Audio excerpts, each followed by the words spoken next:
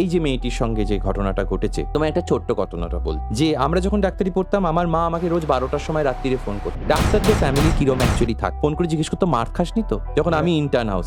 Ragging বগেরা না, পেশেন্টরা মারবে, এটা তো আমাদের জন্য রিয়ালিটি। আচ্ছা আচ্ছা 12টার সময় ফোন করতো আমার মা ভোর 4টের সময় 5টার সময় ঘুম থেকে উঠে একবার ফোন করে জিজ্ঞেস করতো মার খাসনি। তার ছেলে লেখাপড়ার শিনে ডাক্তার হয়ে একটি মেডিকেল কলেজে রাত্রিরে ডিউটি দিচ্ছে, তার মা কিন্তু রাত্রিটা জেগে আছে এইটা ভেবে যে তার ছেলে বা মেয়ে মার খাচ্ছে কিনা।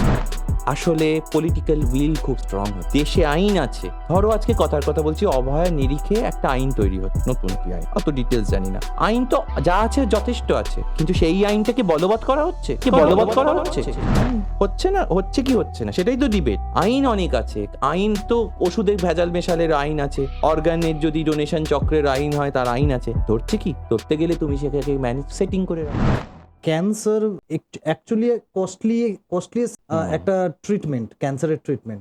মানে লোকের বাড়ি ঘর দোর সব বিক্রি হয়ে যায়, সেই জায়গায় নতুন একটা চিকিৎসা ইন্ট্রোডিউস হয়েছে ওয়ার্ল্ডে, এটা কতটা কস্টলিয়েস্ট? নিউক্লিয়ার মেডিসিনে কি করা হয়, নিউক্লিয়ার আইসোটোপ যেটাকে তেজস্ক্রিয় মৌল বা এইসব বলা হয়, সেই ধরনের ওষুধ আমরা পেশেন্টকে ইনজেক্ট করি। তো নিউক্লিয়ার মেডিসিন খুব ইউনিকলি ডায়াগনস্টিক ব্রাঞ্চেও পড়ে, আবার ট্রিটমেন্ট ব্রাঞ্চেও পড়ে, যেটা কিন্তু সব কিছু পড়ে না। আচ্ছা, মানে ইভেন হাসপাতালে নিউক্লিয়ার মেডিসিন ডিপার্টমেন্টকে লোকে এমন ভয় পায় যে অ্যাজ ইফ যেন আমরা ডিপার্টমেন্টে বোম বানাই।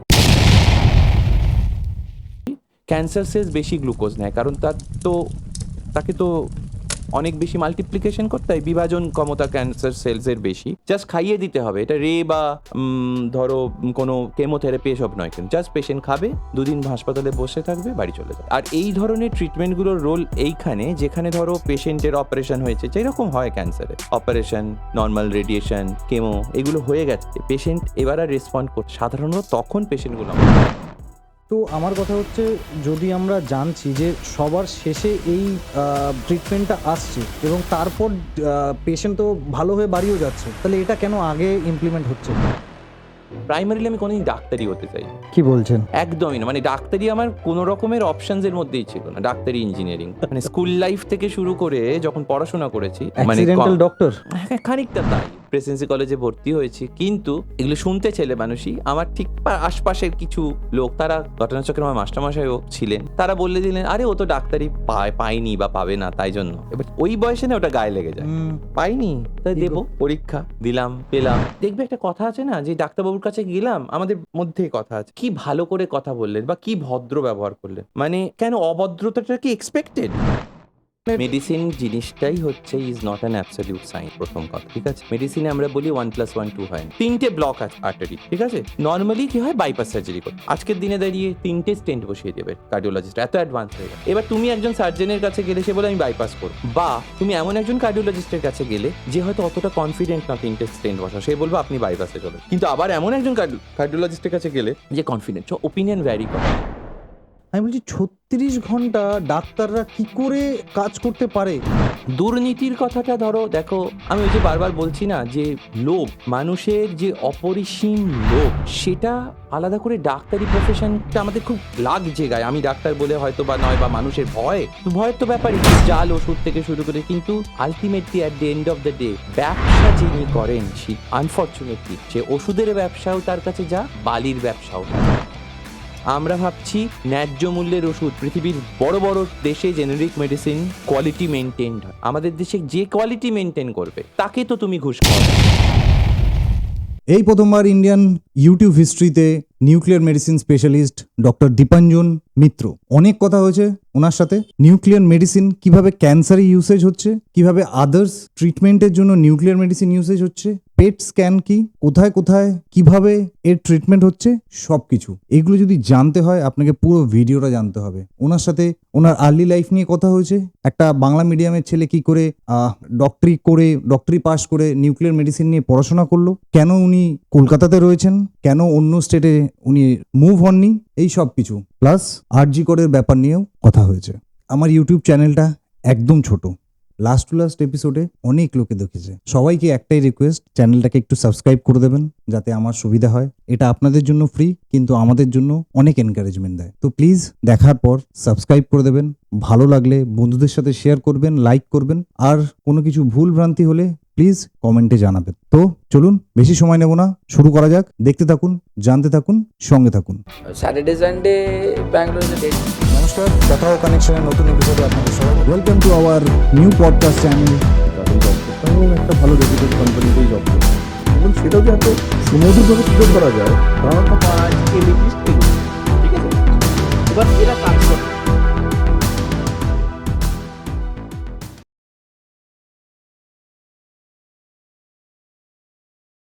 নমস্কার, আমি বিনোদ দাস। কথাও কানেকশনের নতুন এপিসোডে আপনাদের সবাইকে স্বাগত। আজকের অতিথি ডক্টর দীপাঞ্জন মিত্র, নিউক্লিয়ার মেডিসিন স্পেশালিস্ট। নমস্কার স্যার, নমস্কার। কেমন আছেন? খুব ভালো, তুমি কেমন আছো? বেশ, আপনার সাথে অনেক দিন পর দেখা। প্রথমে তো আপনাকে যেটা জিজ্ঞেস করার আছে সেটা হচ্ছে যে নিউক্লিয়ার মেডিসিন, এটা অনেকটাই একদম নতুন নাম, নতুন চিকিৎসা। আই থিঙ্ক কি নিউক্লিয়ার মেডিসিনটা কি, সেটা যদি আপনি একটুখানি ডিটেলসে বলেন। খুব সহজভাবে বললে, মেডিসিনের তো অনেক রকমের ব্রাঞ্চ আছে। তার মধ্যে ধরো বেসিক্যালি আমরা ডাক্তারি শাস্ত্রে যেসব ব্রাঞ্চেস নিয়ে কথা বলি তার মেজর ডিভিশন হচ্ছে মেডিসিন আর সার্জারি, মানে সার্জিক্যাল ব্রাঞ্চেস। সেটা ইএনটি হতে পারে, আই হতে পারে, এরকম এক একটা ব্রাঞ্চেস। আবার হচ্ছে যেগুলো মেডিসিন রিলেটেড ব্রাঞ্চেস, মানে মেডিসিন যেখানে ওষুধ দিয়ে মূলত চিকিৎসা করা হয়। আচ্ছা, এছাড়া আর একটা ডিভিশন হচ্ছে যেটা ডায়াগনস্টিক ডিভিশন, অর্থাৎ আমরা জানি রেডিওলজি, বায়োকেমিস্ট্রি, এই ল্যাব এটসেট্রা। তো নিউক্লিয়ার মেডিসিন খুব ইউনিকলি ডায়াগনস্টিক ব্রাঞ্চেও পড়ে, আবার ট্রিটমেন্ট ব্রাঞ্চেও পড়ে, যেটা কিন্তু সব কিছু পড়ে না। আচ্ছা, তো কীরকম ব্যাপারটা, যেমন আমরা খুব প্রথম কথা বলি, এটা খুব নতুন ব্রাঞ্চ নয়, কিন্তু মানে আমাদের দেশেও প্রায় 50 বছরের বেশি নিউক্লিয়ার মেডিসিন আছে। হ্যাঁ, কিন্তু 50 বছর। হ্যাঁ, কিন্তু অ্যাওয়ারনেসটা লোকের মধ্যে জানাটা সেইভাবে নেই। তো এটাই কি হয়, আমি খুব সহজভাবে যদি বলি, মেজর আমাদের কাজ হচ্ছে ডায়াগনোসিস অফ ডিজিজেস। এই যে বিভিন্ন স্ক্যান করা হয়, বিভিন্ন রকমের স্ক্যান আমরা করি, যে বলি সিটি স্ক্যান, আলট্রাসোনোগ্রাম, এমআরআই, এইগুলো হচ্ছে সব আসে রেডিওলজির মধ্যে। মানে আমরা যেটা যত রকমের স্ক্যান আমরা করি সেটা হচ্ছে রেডিওলজি, এবং আমরা তাদেরকে রেডিওলজিস্ট বলি। কিন্তু এই সব স্ক্যানে কি হয়, মেশিন থেকে এক ধরনের রে বেরোয়, আর পেশেন্ট যখন তার মধ্যে শোয় বা ধরো দাঁড়ায় এক্স রে মেশিনের সামনে, তখন ওই রেটা যখন শরীরের ভেতর দিয়ে পাস করে, তখন যে ছবিগুলো ওঠে সেইগুলো স্ক্যানগুলোকে আমরা ইন্টারপ্রেট করি। কিন্তু নিউক্লিয়ার মেডিসিনে কি করা হয়, নিউক্লিয়ার আইসোটোপ, যেটাকে তেজস্ক্রিয় মৌল বা এইসব বলা হয়, সেই ধরনের ওষুধ আমরা পেশেন্টকে ইনজেক্ট করি। আচ্ছা, বডির মধ্যে।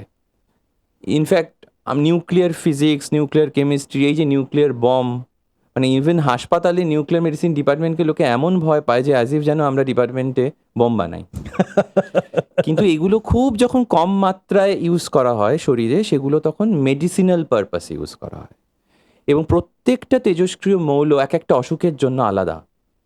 আমি থাইরয়েড যদি কোনো ডায়াগনোসিস করতে চাই, বা আমি কিডনির কোনো অসুখ দেখতে চাই, তখন সেই আইসোটোপগুলো আমরা ইউজ করি এবং ইনজেক্ট করে বিভিন্ন রকমের স্ক্যান করি। আচ্ছা, থাইরয়েড আর কিডনির জন্য আপনার নিউক্লিয়ার মেডিসিন ইউজ করা হয়? হ্যাঁ, অ্যাকচুয়ালি মাথার মোটামুটি সব অর্গানের জন্যই, সেটা ব্রেনের জন্য ব্রেনের স্ক্যান, থাইরয়েডের জন্য থাইরয়েডের স্ক্যান, হার্টের জন্য হার্টের স্ক্যান, এরকম করে প্রত্যেক অর্গান পিছু স্ক্যান আছে। এবার নিউক্লিয়ার মেডিসিনের অনেকগুলো সাব ডিভিশন আছে।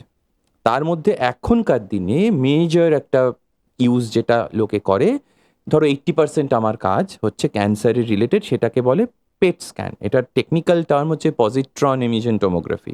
আরে বাপরে। পেট স্ক্যান মানে কি, মানে আমরা গ্লুকোজটা কেমনভাবে তৈরি করি, ক্যান্সার সেলস বেশি গ্লুকোজ নেয়, কারণ তাকে তো অনেক বেশি মাল্টিপ্লিকেশন করতে হয়, বিভাজন ক্ষমতা ক্যান্সার সেলসের বেশি, তার মানে সে বেশি বেশি খাবার খাবে, তার মানে সে বেশি বেশি গ্লুকোজ নেবে। তো আমরা ওই গ্লুকোজটা রেডিও অ্যাক্টিভ যখন ইনজেক্ট করে দিই পেশেন্টের, বডির যেখানে যেখানে ধরো ক্যান্সার সেলস আছে সেখানে সেখানে ওই গ্লুকোজটা চলে যাবে। যখন স্ক্যান করা হবে তখন দেখা যাবে সেইখানে ক্যান্সারসগুলো ছড়িয়েছে বা কোন জায়গায় আছে। আবার আমি কিছু কিছু ক্যান্সারের ক্ষেত্রে ওই যেটা বলছি আইসোটোপ, সেই আইসোটোপটাকে যদি চেঞ্জ করে দিই, সেইটাই রে দিয়ে দিয়ে ক্যান্সার সেলগুলোকে মেরেও দেবে। এই পোর্শনটা নিউক্লিয়ার মেডিসিনের হচ্ছে therapy portion of nuclear medicine. মানে একদিকে আমরা যেরকম ডায়াগনোসিস করছি স্ক্যান করে, সেটা ক্যান্সার হোক বা না হোক অন্য কিছু হতে পারে, আবার সেরকম কিছু কিছু ক্যান্সার বা কিছু কিছু অসুখের ক্ষেত্রে আমরা শুধু মলিকিউলটা চেঞ্জ করে দিয়ে ক্যান্সারের চিকিৎসা করছি। কোন ক্যান্সারের চিকিৎসায় নিউক্লিয়ার মেডিসিনটা বেসিক্যালি ইউজ হয়? চিকিৎসা যদি বলি তাহলে প্রাইমারি হচ্ছে থাইরয়েড ক্যান্সার। আচ্ছা। তার অবশ্যই সব রকমের থাইরয়েড ক্যান্সার, মানুষ অনেক সময় ভাবে থাইরয়েড ক্যান্সার মানে এক রকমের, থাইরয়েড ক্যান্সারের মধ্যেও 10 রকম আছে। তার মধ্যে মেজর যে 80% ক্যান্সার্সে নিউক্লিয়ার মেডিসিনের ট্রিটমেন্ট, আয়োডিন যে আমরা লবণ খাই সেই লবণটাই আমরা অন্যভাবে ব্যবহার করি, জাস্ট খাইয়ে দিতে হবে। এটা রে বা ধরো কোনো কেমোথেরাপি এসব নয়, কিন্তু জাস্ট পেশেন্ট খাবে, 2 দিন হাসপাতালে বসে থাকবে, বাড়ি চলে যাবে। এটা আচ্ছা। এতটাই সিম্পল অ্যাকচুয়ালি, মানে কোনো রকম কোনো কিছু নাই। এবং যেহেতু সবগুলোই ধরো লবণ বেসিক্যালি, তার এই জন্য কোনো বিরাট কোনো সাইড এফেক্টও হয় না। এটা থেকে যে রেটা বেরোয় সেটা শুধু থাইরয়েড গ্ল্যান্ড বা আমি যে অর্গানটাকে দিতে চাইছি রেটা শরীরের ভেতর চলে যাবে, সেইখানে রে দিয়ে দিয়ে ওই সেলগুলোকে বা কোষগুলোকে মেরে দেবে। থাইরয়েডের হচ্ছে ম্যাক্সিমাম ইউজ।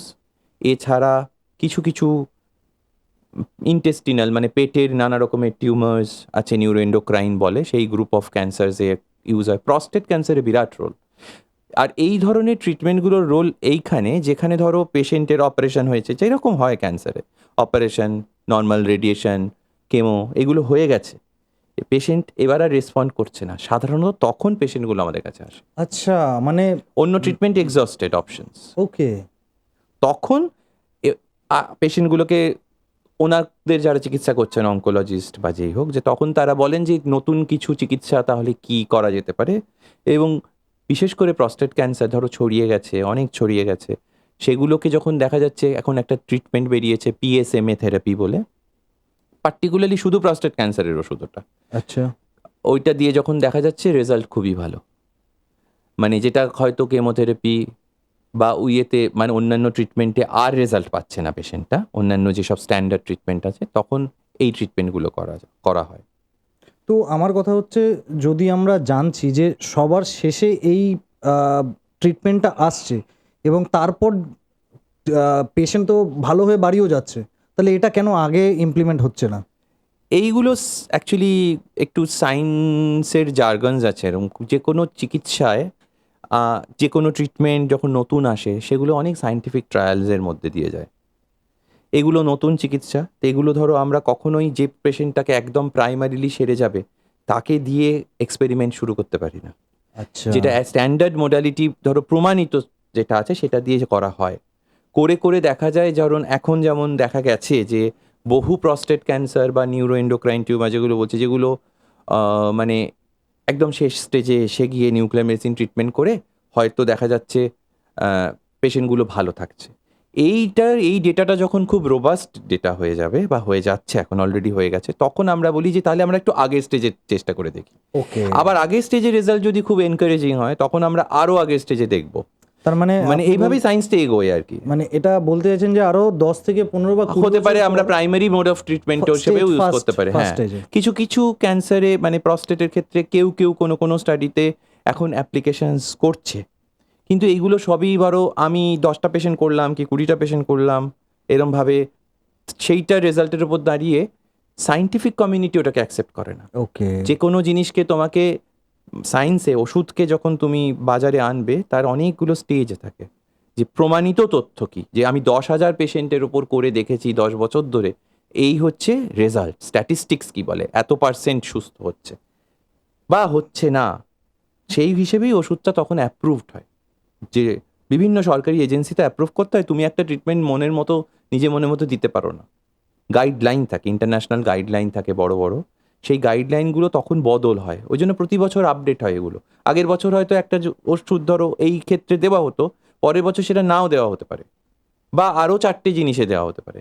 সেগুলো এই জন্য প্রতি বছর আমাদের যত রকমের অ্যাসোসিয়েশনস আছে, সায়েন্টিফিক বডিজ আছে, তারা এইসব গাইডলাইন আপডেট করে। অনেকগুলো কোশ্চেন আসছে মনের মধ্যে, আমি একটা একটা করে মানে আমি খুব এক্সাইটেড এখন।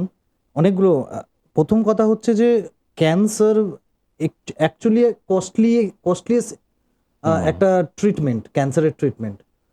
মানে লোকের বাড়ি ঘর দোর সব বিক্রি হয়ে যায়, সেই জায়গায় নতুন একটা চিকিৎসা ইন্ট্রোডিউস হয়েছে ওয়ার্ল্ডে।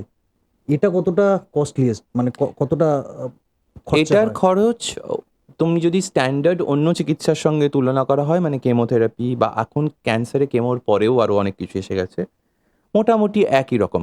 এক্সপেন্সিভ তো ডেফিনেটলি, কিন্তু আমাদের দেশের নিরিখে যদি আমি বলি, তাহলে মোটামুটি সবকটা গভর্নমেন্ট স্কিম এগুলোকে কভার করে। মানে আমরা যারা বিভিন্ন সিজিএইচএস বা আরও অনেক রকম ইএসআই এটসেট্রা স্কিম, এগুলো মোটামুটি এরা সবাই রিইম্বার্সমেন্ট পায় বা পেমেন্ট পায়।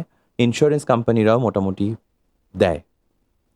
এবারে প্রশ্নটা হচ্ছে যে হ্যাঁ, এক কথায় তো খরচ সাপেক্ষ বটে, খুবই খরচ সাপেক্ষ।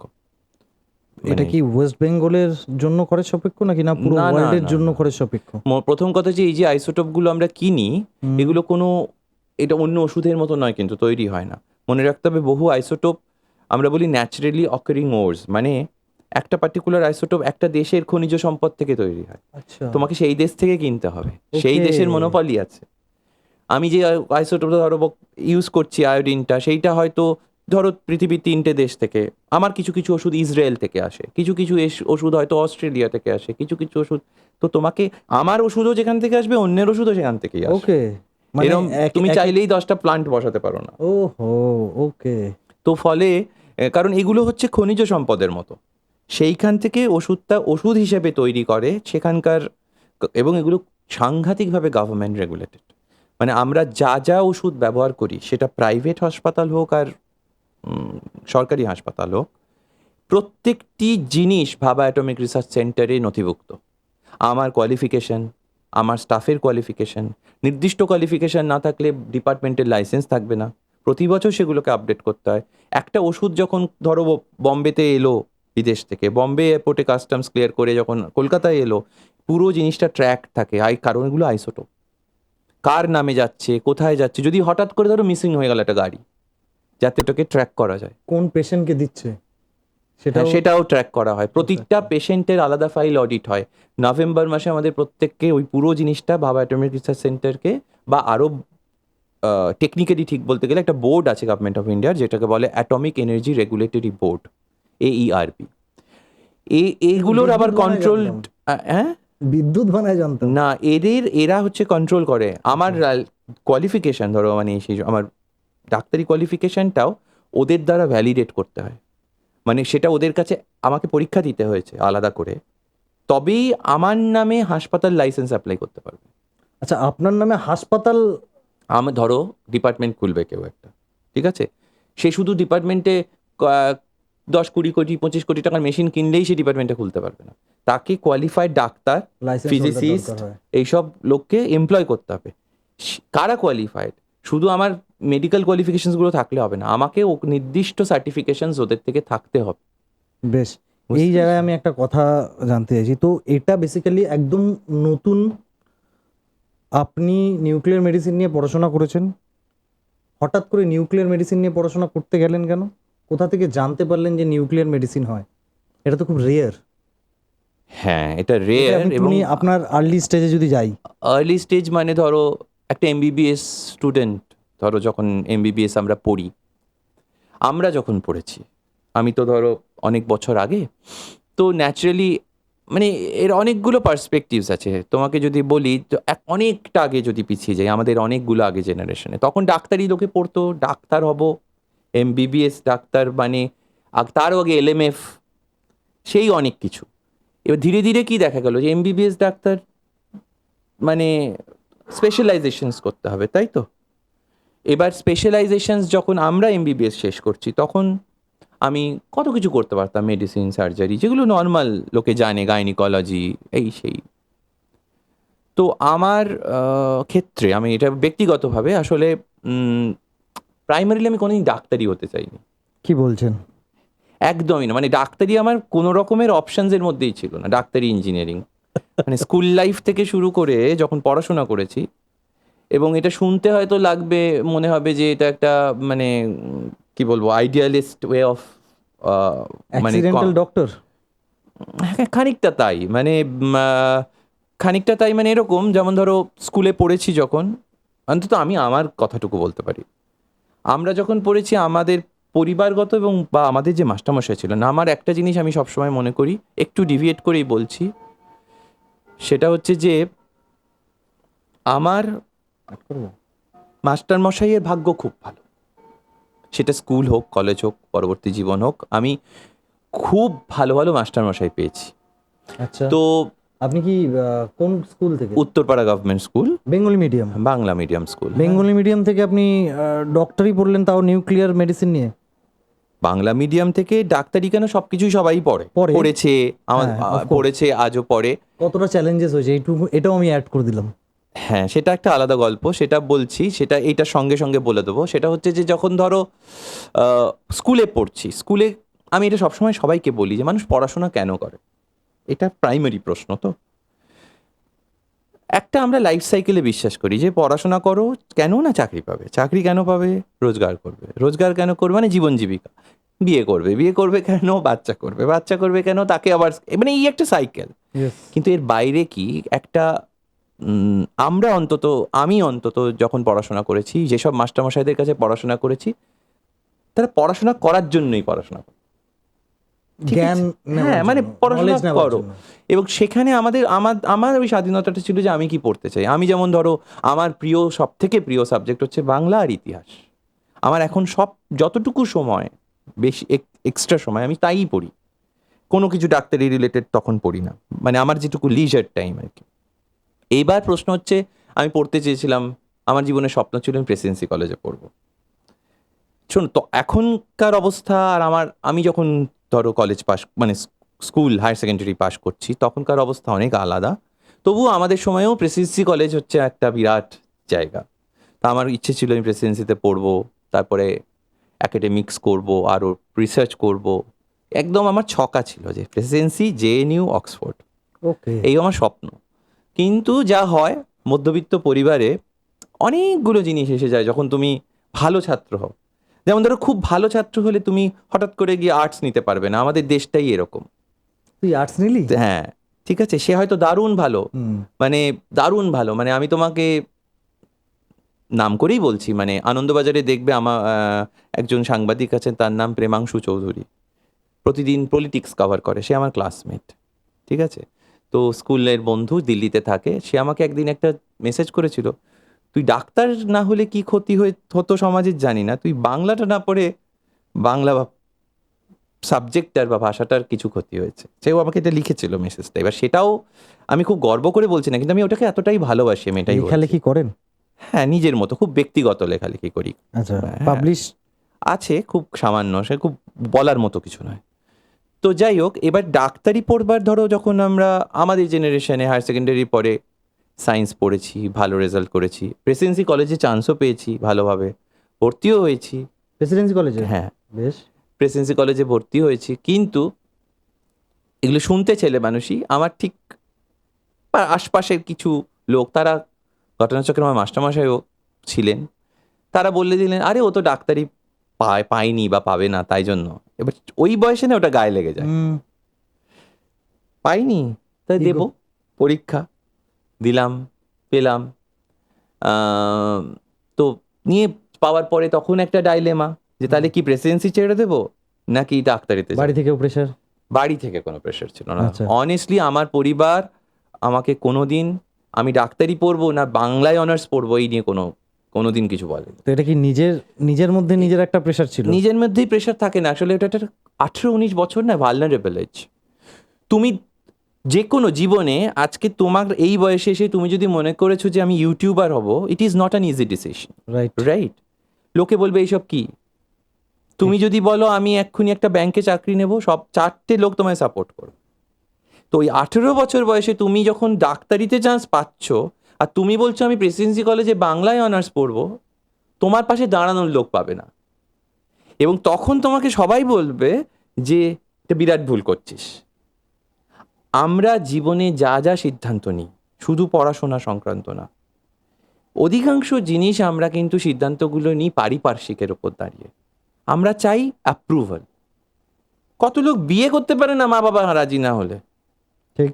ঠিক না? তো সেই রকম, কারণ এই বড় ডিসিশনগুলো আমরা সবসময় চাই আমার পরিবার আমার পাশে থাক, আমার শুভানুদ্দায়ী লোকজনরা আমার পাশে থাক। যেটা করতে গিয়ে আমি ধরো ডাক্তারি পড়েছি, লোকের কথা বা আমার মাস্টারমশাইরা আমায় বুঝিয়েছেন যে তুই রিসার্চ করবি, জেনেটিক্স নিয়ে পড়াশোনা করবি, বিদেশ যাবি, তুই এমবিবিএস করার পরে করবি।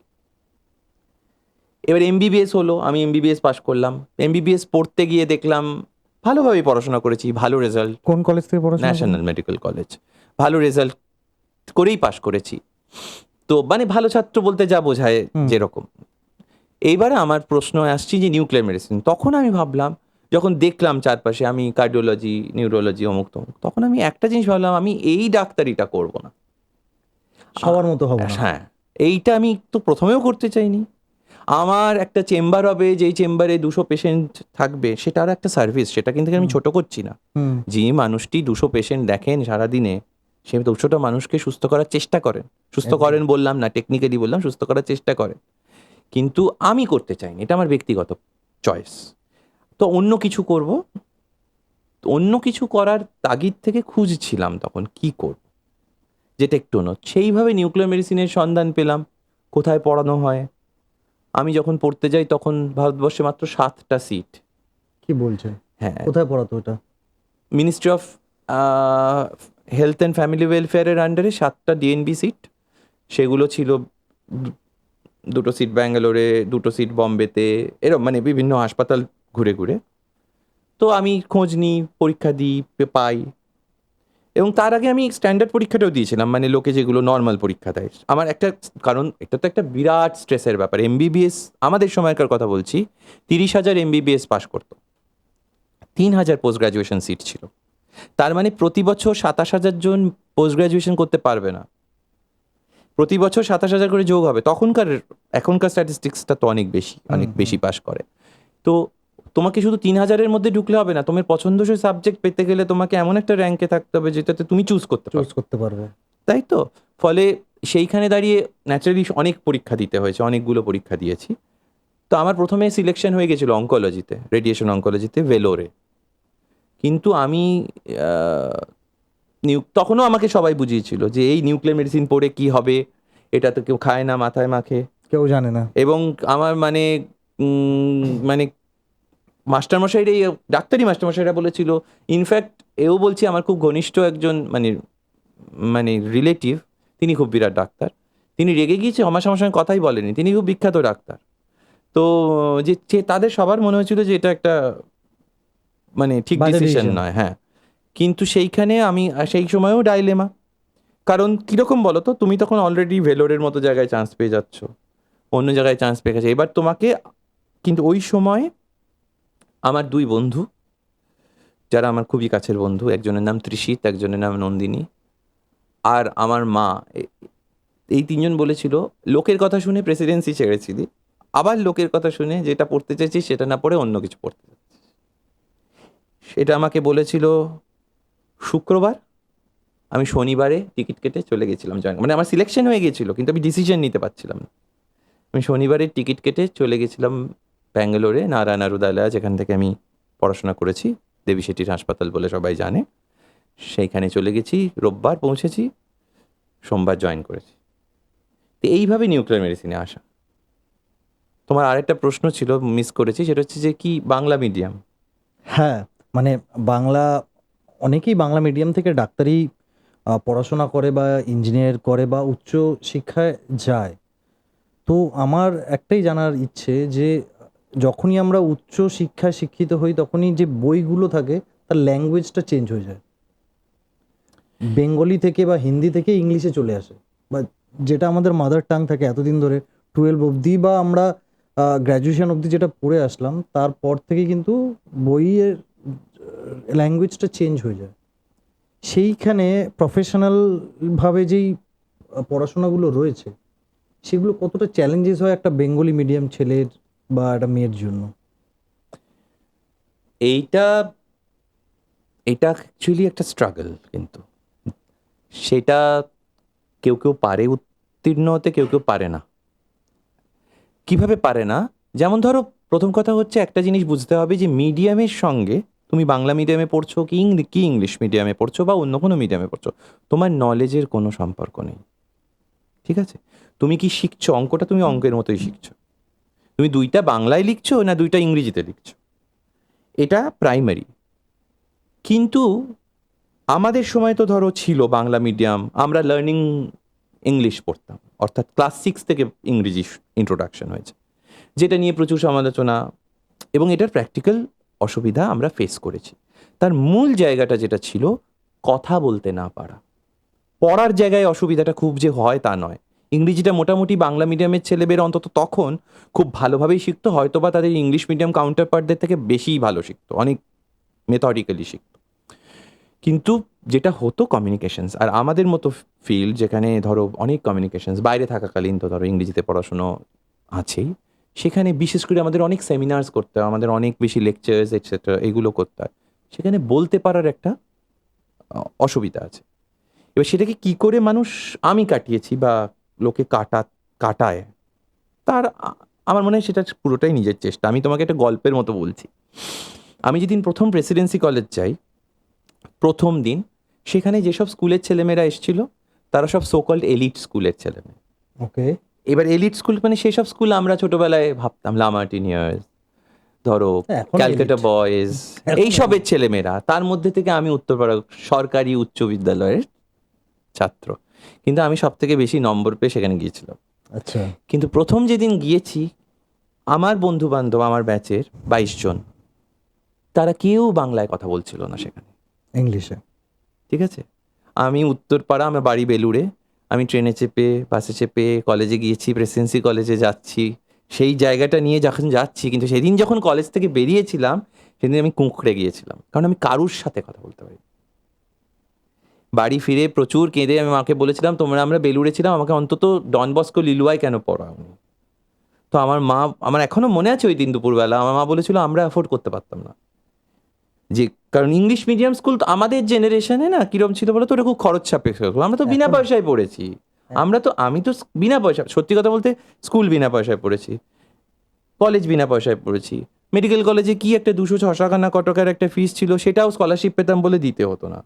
তো সারা জীবনই তো ফ্রিতে পড়েছি, মানে কারণ স্কলার স্টুডেন্ট ছিলেন হ্যাঁ, আপনি। তাহলেও সরকারি স্কুলে কে ফিস দিত তখন? আমাদের না, গভর্নমেন্ট স্কুলে কোনো ফিসই ছিল না। তো এইবারে বাড়ি ফিরে গেলাম, সেকেন্ড দিন যখন কলেজ গেলাম, সেদিন দেখলাম ব্যাপারটা সব আবার নর্মাল লেগে, সবাই বাংলা বলছে, ইংরেজি বলছে, মিলিয়ে মিশিয়ে। প্রথম দিন শো অফ ছিল। প্রথম দিনটা আসলে ওরা পারস্পরিক সবাইকে চিনতো। আমি দেখলাম ওদের না, আমরা এগুলো দেখি না, আমরা এগুলো না সব সব সিনেমাতে দেখি না, সামার ক্যাম্পে যাচ্ছে এইসব আমি ওদের ওখানে গিয়ে গল্প শুনতাম। আমাদের এসব স্কুলে এসব হতো না। I won that summer camp. হ্যাঁ, এইগুলো আমরা দেখছি, ওরা ওই জন্য পরস্পরকে চেনে। সেকেন্ড দিন যখন স্কুলে গেলাম, এই কলেজে গেলাম, দেখলাম সবাই নর্মাল। তো সেখানে আমি একটা কনফেশন করলাম।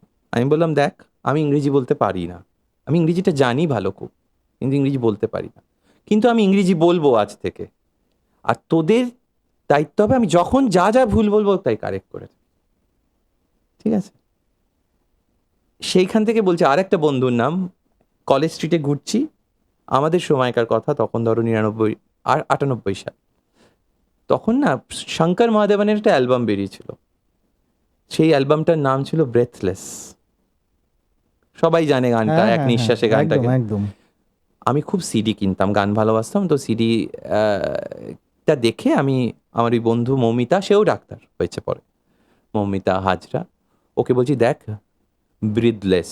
তখন ও বলছে না, যখন ব্রিথ তখন ব্রিথ, যখন ওটা ওর সঙ্গে যখন LESS যোগ হয়ে গেল তখন ওটা breathless. That's the first correction, that is the first correction somebody had made. আমার এখনো মনে আছে। তারপরে ধরো পড়াশোনা করেছি, ডাক্তারি পড়েছি, কলকাতার বাইরে চলে গেছি। 2007 সালে আমি পোস্ট গ্রাজুয়েশন করতে কলকাতা, সেখানে গিয়ে তো আমাকে ইংরেজি বলতে করেছেন হয়েছে। Post graduation? ওই নারায়ণ রুদালা বললাম, ব্যাঙ্গালোর। হ্যাঁ। কিন্তু সেই সুবাদে আমি তখন টাটা, জাসলো, কিন্তু যা বম্বে, বিভিন্ন হাসপাতালে আমার ট্রেনিং হয়েছে, আমাকে ঘুরিয়ে ঘুরিয়ে, কারণ আমাদের সাবজেক্টটা তো রেয়ার। তো সব জিনিসটা শিখতে গেলে আমাকে 2 মাস করে দেশের বহু জায়গায় ঘুরে ঘুরে শিখতে হয়েছে। তো সেখানে তখন ইংরেজি হিন্দিটা নর্মাল হয়ে গেছে এবং সারাক্ষণ ইংরেজি বলছি। তো আস্তে আস্তে আস্তে আস্তে আরেকটা জিনিস হচ্ছে খানিকটা মানুষের নিজের চেষ্টা থাকে।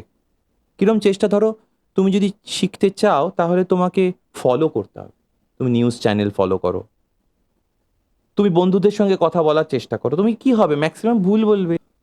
আমি আপনার কথার মধ্যে দিয়ে যেগুলো বুঝলাম, আপনি পড়াশোনার জন্য মোটামুটি অল ওভার ইন্ডিয়া ঘুরে বেরিয়েছেন, বড় বড় শহরে ঘুরে বেরিয়েছেন, তো কাজও করেছি। কাজও করেছেন, মানে ঘোরা হচ্ছে কাজের সূত্রেই ঘোরা হয়েছে। হ্যাঁ, না মানে আমি পড়াশোনাও করেছি, তার পরবর্তীকালে কাজও করেছি। ধরো বেশ ইনফ্যাক্ট আমার প্রথম চাকরি ছিল গুড়গাঁওয়ের একটি হাসপাতাল। যাই হোক, হ্যাঁ। বেশ। তো সেই জায়গা থেকে আপনি কি পার্থক্য দেখেন ওয়েস্ট বেঙ্গলের সাথে অন্য সিটিগুলোর চিকিৎসা ক্ষেত্রে, যদি আমি বলি স্পেশালি? এটা বেশ কন্ট্রোভার্সিয়াল একটা ব্যাপার, মানে একটু এটা কন্ট্রোভার্সিয়াল ক্রিয়েট করতে মানে- চাইছি আমি। মানে পশ্চিমবঙ্গের জনসাধারণ কি মনে করে হুম, আর আমি ডাক্তার হিসেবে কি মনে করি সেটা তো ডেফিনেটলি আলাদা হবে। যেরকম ধরো স্বাভাবিকভাবে বলছি যে একটা বেসিক আমরা কি ভাবি যে এখানে খুব একটা ভালো চিকিৎসা হয় না, এবং দক্ষিণ ভারতে খুব ভালো চিকিৎসা হয়, এবং দক্ষিণ ভারতে খুব ভালো চিকিৎসা হয়ও শুধু না, একটি কি দুটি হাসপাতালেই ভালো চিকিৎসা হয়। তুমি খুব মানে নাম তো করবো না, নাম করাটা উচিত নয়, কিন্তু মোটামুটি বাঙালিদের তীর্থস্থানের মতো তারা তীর্থস্থান। সেখানে যায়। ঠিক।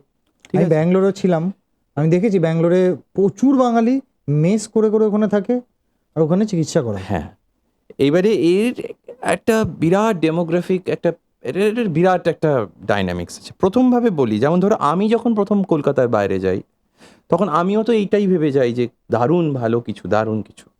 সেটা শহর, প্রথম ব্যাঙ্গালোর গেলাম, প্রথম বম্বে গেলাম, কি দেখলাম মানে কতটা ঠিক আর কতটা বেঠিক। প্রথম কথা শহর দিয়ে বলি, যে আমরা ভাবি ব্যাঙ্গালোর শহর দারুণ উন্নত, সব কিছু দারুণ কিছু,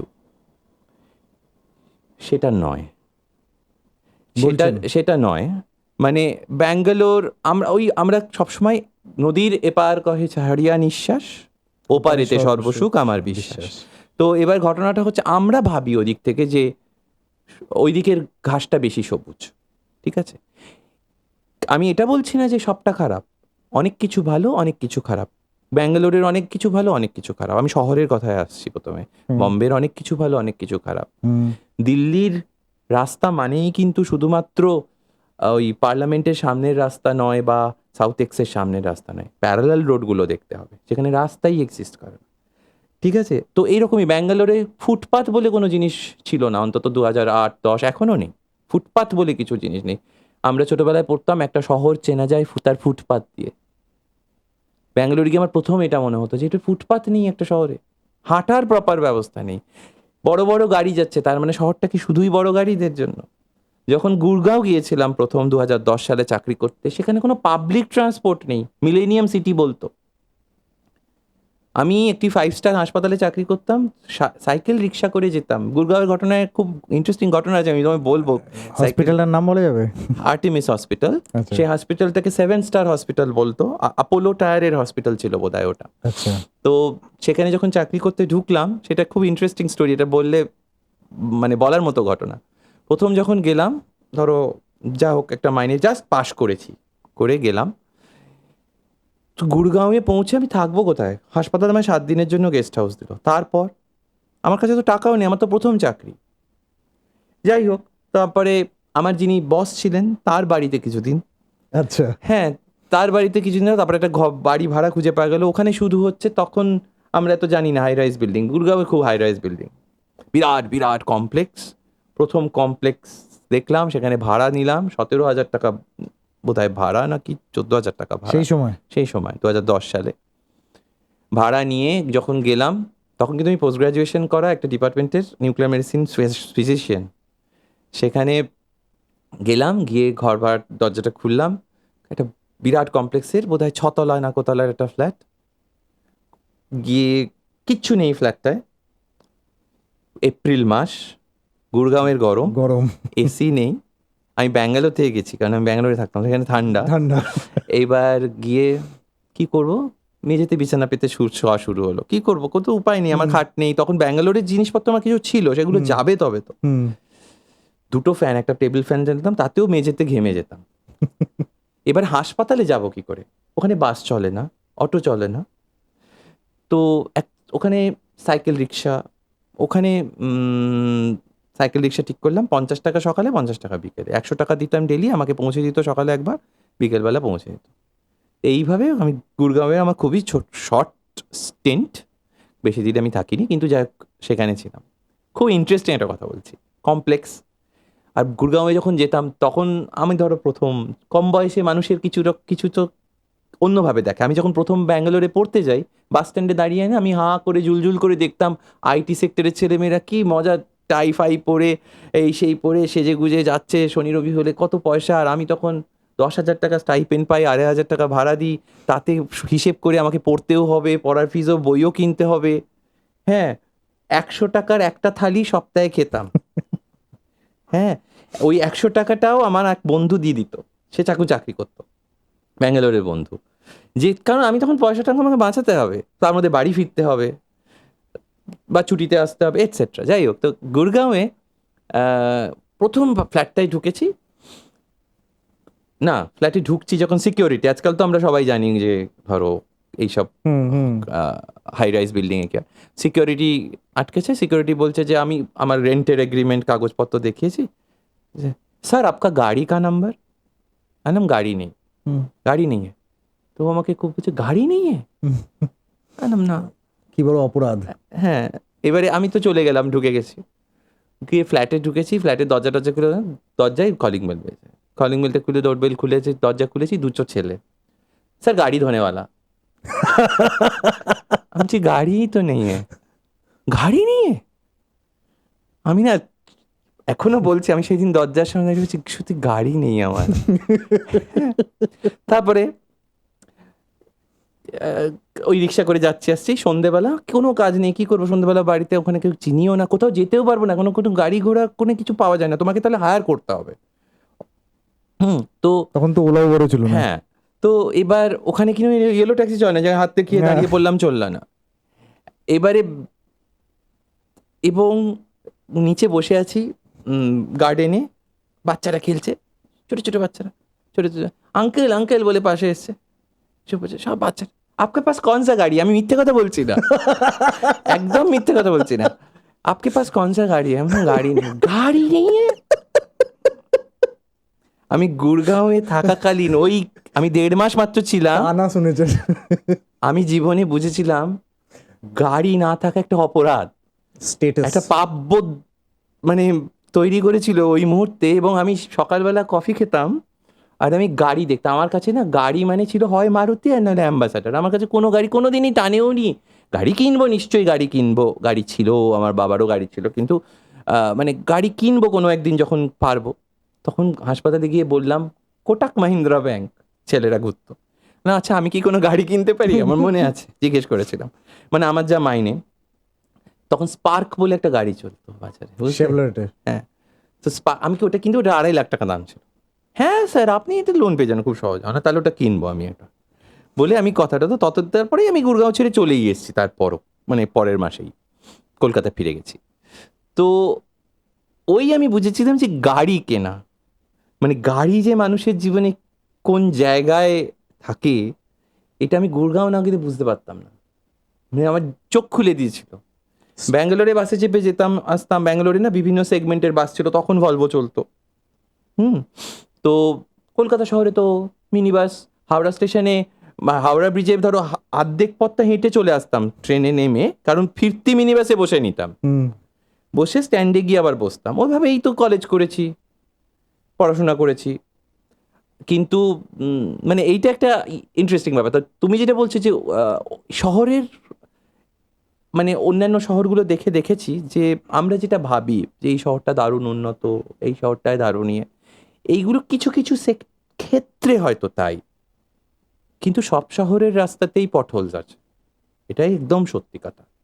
মানে এখান থেকে বসে যেটা মনে হয় যে অমুক শহরটা খুব ঝাঁচকচকে, আমরা যখন বেড়াতে যাই আমরা ওপর কিছু কিছু যে কলকাতায় যারা বেড়াতে আসে না তাদের কলকাতা সব ভালো লাগে, 3 বছর থাকতে হবে একটা শহরে, 4 বছর থাকতে হবে, চারপাশটায় সব গুলোয় যেতে হবে, তখন বুঝতে পারবে। গুড়গাঁওতে আমি যেটা বুঝতে পেরেছিলাম, ওখানে শুধু বড় লোকেরা থাকে আর একেবারে গরিব লোকেরা থাকে, মধ্যবিত্ত বলে কোনো শ্রেণীই নেই সেখানে। মানে একদম কাজের লোক আর নইলে সিইও, মাঝামাঝি কিছু নেই। এখন কি আমি বলতে পারবো না, কিন্তু 2010 সালের কথা বলছি। এরম শহর দেখে তো আমরা বড় হইনি। এরম শহর মানে কলকাতা, ইভেন বম্বেতে তোমার এটা কখনো মনে হবে না।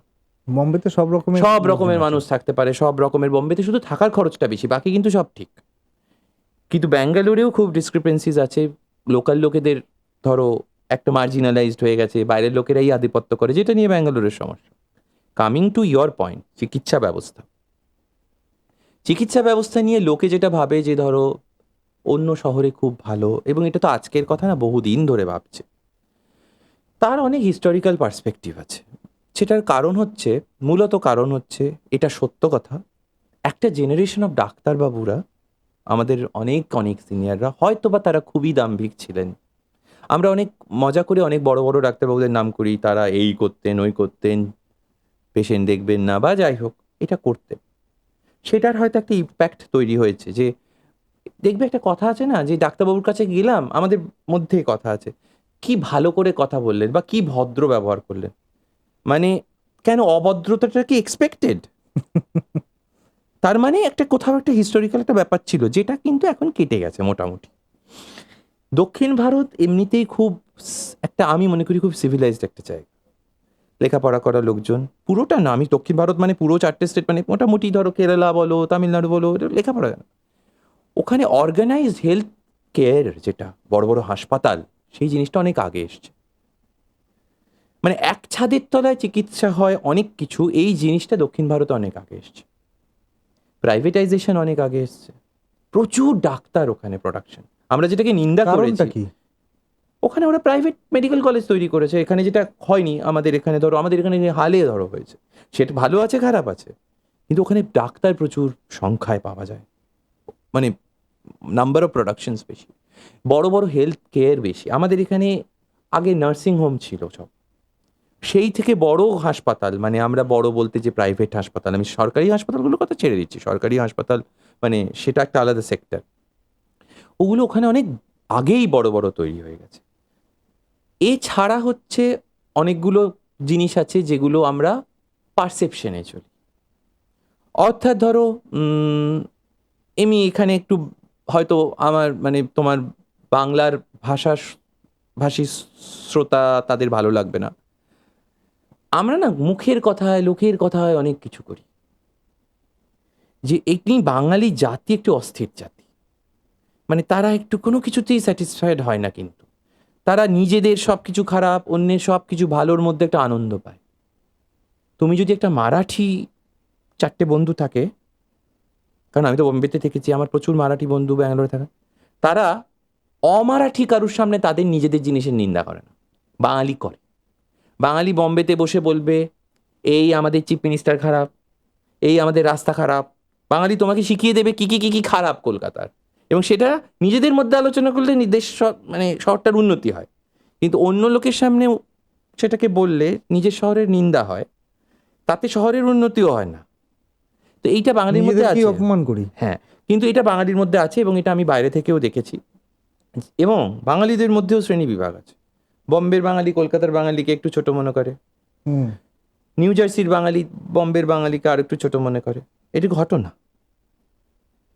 হ্যাঁ, এরা আবার খুব বাঙালি প্রীতিও আছে এদের, মানে এরা একটা ডাইকোটমির মধ্যে থাকে, বুঝতে পেরেছো? মানে কারণ আমি তো চলে গেছি, আর বাঙালি মা বাবার মধ্যেও এটা আছে, আমার ছেলে যদি বম্বেতে ঝাঁটাও দেয়, সে বলবে আমার ছেলে বম্বেতে চাকরি করে, আমার ছেলে ব্যাঙ্গালোরে থাকে। ব্যাঙ্গালোরে কি করে সেটা মুখ্য নয়, বুঝতে পেরেছো? এই যে আমাদের যে শ্লাঘার জায়গাগুলো, যে আমার যেটুকু আছে সেটুকুর কি সবটাই খারাপ? আমি হয়তো তোমার মানে টপিক চিকিৎসার থেকে সরে যাচ্ছি, কিন্তু এটা ইন্টার রিলেটেড। না, বুঝতে পেরেছি। হ্যাঁ, ইন্টার রিলেটেড, মানে আমাদের শিক্ষার সবটা খারাপ নয়। আমি যখন বাইরে পড়াশোনা করেছি, আমি দেখেছি যে আমাদের বুনিয়াদী শিক্ষাটা কতটা ভালো অ্যাকচুয়ালি। এটা আমি শুধু বাঙালি খুব গরিমা করে বলছি না, বুঝতে পেরেছেন? মানে আমাদের যে বেসিক এডুকেশন, হ্যাঁ, এবার তুমি বলতে পারো, ধরো তুমি এবার তুলনাগুলো আমরা খুব ভুলভাল করি।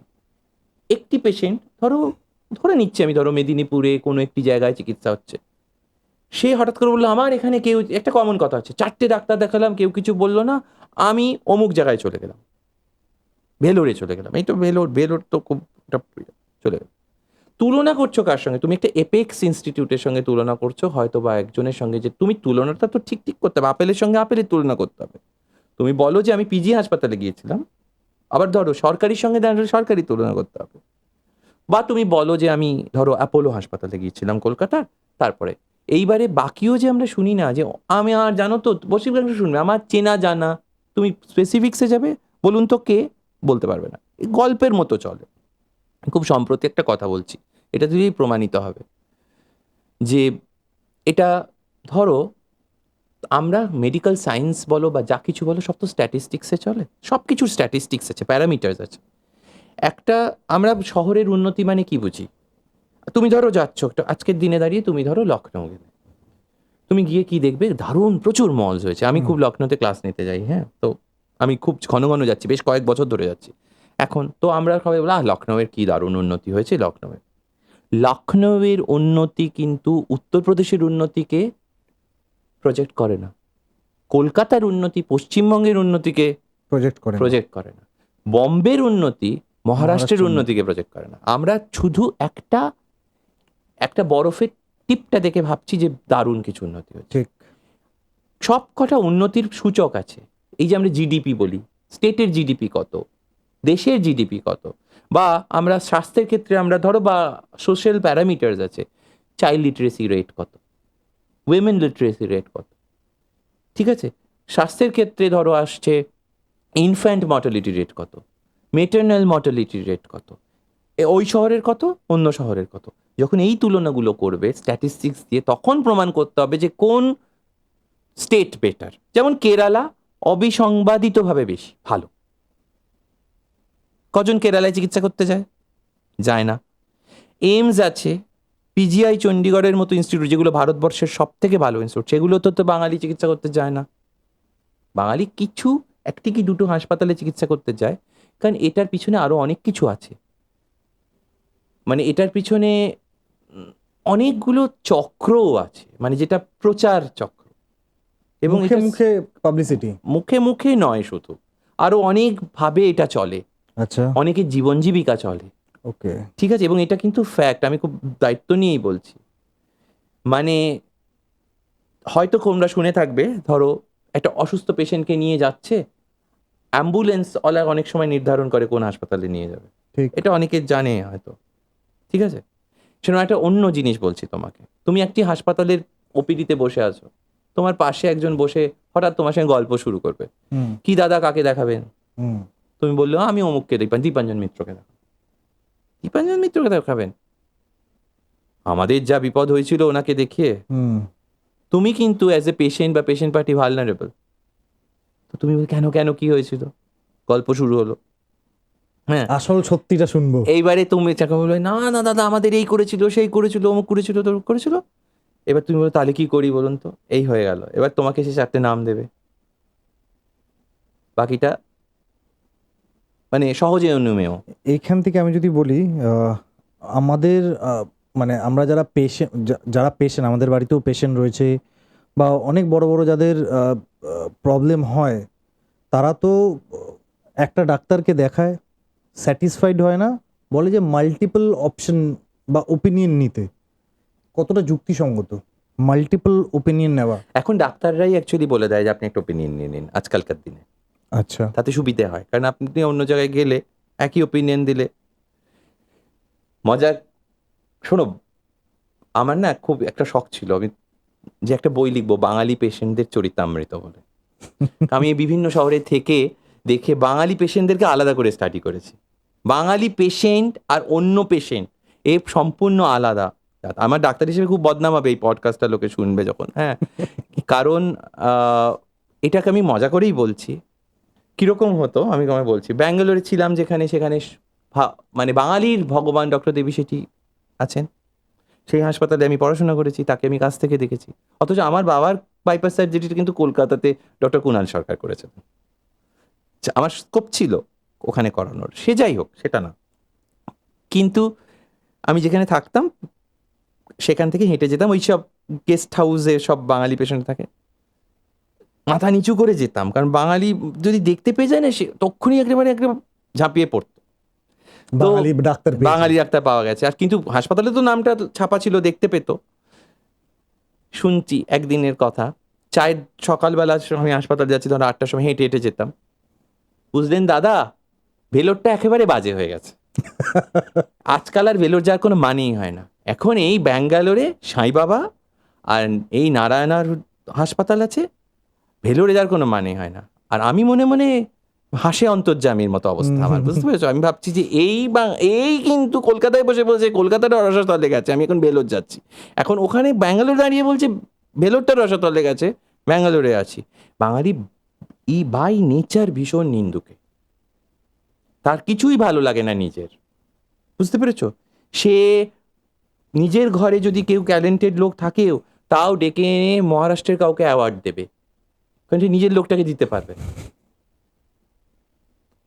হ্যাঁ, এই চরিত্রগত। আমি ব্যাঙ্গালোর থাকাকালীন তখন তো ছোট, ধরো আমি পড়াশোনা করছি, প্রেসক্রিপশন পাচ্ছি আমারই কার্ডিওলজির প্রফেসর কলকাতার, তার প্রেসক্রিপশন দেখছি সব ঠিক লেখা আছে, কিন্তু তাও সে চলে এসছে ওই প্রেসক্রিপশন নিয়ে একবার দেখাতে। মানে আপনার যে প্রফেসর, সে আমাকে দেখেই সন্তুষ্ট হয়ে যাচ্ছে, বুঝতে পেরেছো? মানে আপনি তাকে ওখানে দেবী বসে সেজে অব্দি আছেন। যেতে হচ্ছে না। হ্যাঁ, সে তার শুধু ওইটা মোহ, খানিকটা, সবটা মোহ আমি বলছি না। কিছু জিনিস কিছু জায়গায় খুব ভালো হয়, ধরো একটা পার্টিকুলার অপারেশন কোনো একজন ডাক্তারবাবু ধরো হতে পারে গুড়গাঁওতেই খুব ভালো করে, সেটা তো তার স্কিল, সেটা নিয়ে আমি বলছি না। কিন্তু ধরো 100 জনের মধ্যে যে যাচ্ছে সেটা 10 জনের সেই প্রয়োজনীয়তা আছে, বা খুব ক্রিটিক্যাল জিনিস এখানে কেউ হয়তো সাহস দিতে পারেনি, বা অন্য কেউ হয়তো দারুণ করে খবর পেয়েছে না, কিন্তু যে ঝাঁক যেটা চায় সেইটা আমি বলছি যে মানে আমারই মাস্টারমশাই করা প্রেসক্রিপশন সবই ঠিক আছে, আমি আবার ওইগুলোই লিখে দিলাম, সন্তুষ্ট হয়ে বাড়ি চলে যেতাম। আমি স্পেসিফিক বলছি, একটা মাইন্ড সেট হয়ে যায়। আমি স্পেসিফিক বলছি, আমার অনেক বন্ধু বান্ধব আমি দেখেছি, আত্মীয় স্বজন দেখেছি, কলকাতা একটা নামি জায়গায় দেখালো, বললো যে অপারেশন করতে হবে, সিম্পল। এবার সে আরও 2-3টে, কখনো ভেলোরে ওপেনিং নিল, কখনো ব্যাঙ্গালোরে সাইবাবাতে ওপেনিং নিল, বললো না দরকার নেই, মেডিসিনই হয়ে যাবে। তো এইখানে কনফ্লিক্ট হচ্ছে না জিনিসটা, যে একটা ডাক্তার বলছে যে অপারেশন হবে, একটা ডাক্তার বলছে মেডিসিনই ঠিক হয়ে যাবে। তো মানে মেডিসিন জিনিসটাই হচ্ছে is not an absolute science, প্রথম কথা, ঠিক আছে? মেডিসিনে আমরা বলি 1+1 2 হয় না। মেডিসিন ভীষণভাবে, যেখানে একজন ভালো ডাক্তার একজন খারাপ ডাক্তার হয় একই কোর্স পড়ার পরে, আমার জাজমেন্টের ওপর সবটা নির্ভর করবে। দ্বিতীয় কথা, মেডিসিনে বুঝতে হবে স্কুল অফ থটস বলে একটা কথা আছে, অর্থাৎ একই অসুখকে ধরো আমরা নর্মালভাবে বলি, যেটা বলি ইংল্যান্ডের একটা স্কুল আছে ইউকে স্কুল অফ থটস, আমেরিকার একটা স্কুল আছে আমেরিকান স্কুল অফ থট। ধরো কোনো পেশেন্টকে আমেরিকানরা এইভাবে চিকিৎসা করে, ধরো 3টে ব্লক আছে আর্টারিতে, ঠিক আছে? নর্মালি কি হয়, বাইপাস সার্জারি করতে হবে। আজকের দিনে দাঁড়িয়ে 3টে স্টেন্ট বসিয়ে দেবে কার্ডিওলজিস্ট, এত অ্যাডভান্স হয়ে গেছে। এবার তুমি একজন সার্জনের কাছে গেলে সে বলে আমি বাইপাস করব, বা তুমি এমন একজন কার্ডিওলজিস্টের কাছে গেলে যে হয়তো অতটা কনফিডেন্ট না 3টে স্টেন্ট বসা, সে বলবে আপনি বাইপাসে চলে যান। কিন্তু আবার এমন একজন কার্ডিওলজিস্টের কাছে গেলে যে কনফিডেন্ট, ওপিনিয়ন ভ্যারি করে। যে কারণে আরেকটা জিনিস হচ্ছে, আজকেও আমি আমার একটা পেশেন্ট দেখেছি যে মানুষ কতগুলো জিনিস অ্যাকসেপ্ট করতে চায়। আপনার সার্জারি লাগবে, এটা মানুষ অ্যাকসেপ্ট করতে চায় না। আপনাকে স্টেন্ট পড়াতে হবে, এটা মানুষ অ্যাকসেপ্ট করতে চায় না। মানুষ শুনতে চায়, মানুষ সেটাই শুনতে চায় যেটা সে শুনতে চাইছে। এখানে অন্য অনেক প্যারাফার্নেলিয়া আছে। মানুষকে কি করা উচিত এবার basically আমি যদি বলি? ফলে ধরো এই সম্প্রতি আমি একজনকে দেখলাম, তার একটা ডায়াগনোসিস হচ্ছে ক্যান্সারের কাছাকাছি একটা ডায়াগনোসিস, কলকাতার অ্যাপোলো বলেছে যে ক্যান্সার ঠিক নয়, তো তারা আহমেদাবাদে সেই বায়োপসি পাঠিয়েছে, তারপর তারা সেটা বোম্বেতে পাঠিয়েছে। আহমেদাবাদের থেকে যে রিপোর্টটা এসছে সেই অনুযায়ী খুব নাকি বিখ্যাত ডাক্তারবাবু, তিনি তার রিভিউজে একটা কেমো নেওয়া হয়ে গেছে। বম্বে থেকে পরক্ষণেই যে রিপোর্টটা রিভিউ হয়েছে সেটাতে ক্যান্সারের চরিত্রটা বদলে গেছে রিপোর্টে। এবার সেই অনুযায়ী অন্য কেমো নিয়ে নিয়েছে আবার পেশেন্টের প্রচুর পয়সা আছে। এইবারে দেখা যাচ্ছে দুটো রিপোর্টে কনফ্লিক্ট হচ্ছে। অ্যাপোলো ডাক্তারবাবু বলেছে আমি তো আপনাকে প্রথমেই বলেছিলাম যে এইগুলো কিছুই হয়নি, ক্যান্সারের আশেপাশে একটা অসুখ, এটা ঠিক ক্যান্সার নয়। এইবারে সে খুব কনফিউজড হয়ে গেছে। আসল ঘটনাটা হচ্ছে এই যে ওপিনিয়ন নেওয়াটা একটা কি দুটো নেওয়ার মধ্যে কোনো দোষ নেই, কিন্তু ডাক্তারবাবুদের কাছে যার কাছেই যাও না কেন, যাওয়ার আগে খুব ভালোভাবে ভেবে নেবে যে কার কাছে যাচ্ছি, তাকে ট্রাস্ট করতে হবে, তাকে একটা সময় দিতে হবে। আমাদের হচ্ছে এই ঘর থেকে বেরিয়ে আবার একজনের কাছে দিয়ে ফোন করে কোনো কাউকে যদি চেনে তাকে বলবে জানো তো এই প্রেসক্রিপশন তোমায় একটু পাঠাচ্ছি, একটু দেখে দিও তো। রাইট। আমি ধরো নিউক্লিয়ার মেডিসিনের ডাক্তারবাবু আমাকে পাঠিয়ে দিল একটা নেফ্রোলজির একটা প্রেসক্রিপশন, আমি কিছুই বুঝছি না সেটা, কিন্তু পাঠিয়ে দিল না। কিছু তো জানো, আরে কিছু জানাটা দেওয়া হবে না, কিছু জানা আর স্পেসিফিক জানার মধ্যে পার্থক্য আছে। ওই যে বললাম প্রতি বছর গাইডলাইন আপডেট হয়, প্রত্যেকটা জিনিস বদলে যাচ্ছে প্রতি মুহূর্তে। মানুষভাবে আমার ম্যালেরিয়া হয়েছে, 10 জনের ম্যালেরিয়া হয়েছে, 10 জনের ম্যালেরিয়া হচ্ছে, কিন্তু 10 জন আলাদা, 10টা মানুষের শরীর আলাদা। একই ওষুধ 10 জনকে দাও, এক রেজাল্ট হবে না। 10 জনে 6 জন সেরে যাবে, 2 জন মারা যাবে, 2 জন হয়তো খারাপ হয়ে যাবে, আরো অনেক কিছু করতে হবে। এটা হচ্ছে রিয়েলিটি মেডিকেল সায়েন্সে। আমার জেঠু খুব বড় সার্জন, তাকে একজন গিয়ে বলেছে যে এমন একজন সার্জনের কাছে দাও যার হাতে কেউ মারা যায়নি। বলে হ্যাঁ আমার একজন ছাত্র আছে, তুমিই প্রথম পেশেন্ট। মানে এখনো মারা যায়নি, ফার্স্ট স্টার্ট তো হচ্ছে। মানুষের এক্সপেকটেশনস গুলো, যেমন ধরো আমি একটা কথা, ভগবান, ডাক্তার ভগবান তো নয়। সেটা তো মানাতে পারলে ভালো হতো। মানুষ অ্যাকচুয়ালি এর মধ্যে অনেকগুলো জিনিস আছে, খানিকটা হয়তো ডাক্তারবাবুরাও একটা জায়গায় পৌঁছে গেছিল। আমরা অনেক সাহিত্য পড়ে ডাক্তারদেরকে এমন একটা জায়গায় তুলেছি যে ডাক্তারবাবুরা ভগবান, সেটাকে অনেকে এনজয় করেছে, একটা জেনারেশন এনজয় করেছে। এখন বুঝতে পারে যে সেটার অসুবিধা কি, কারণ তুমি যদি একটা মানুষকে ভগবান করে দাও, আমি তো মা বাবাকে ভগবান ভাবি না, পিতা স্বর্গ, পিতা ধর্ম, পিতা হি পরমন্তপ, পরম তপ। হ্যাঁ, কেন ভাবি না?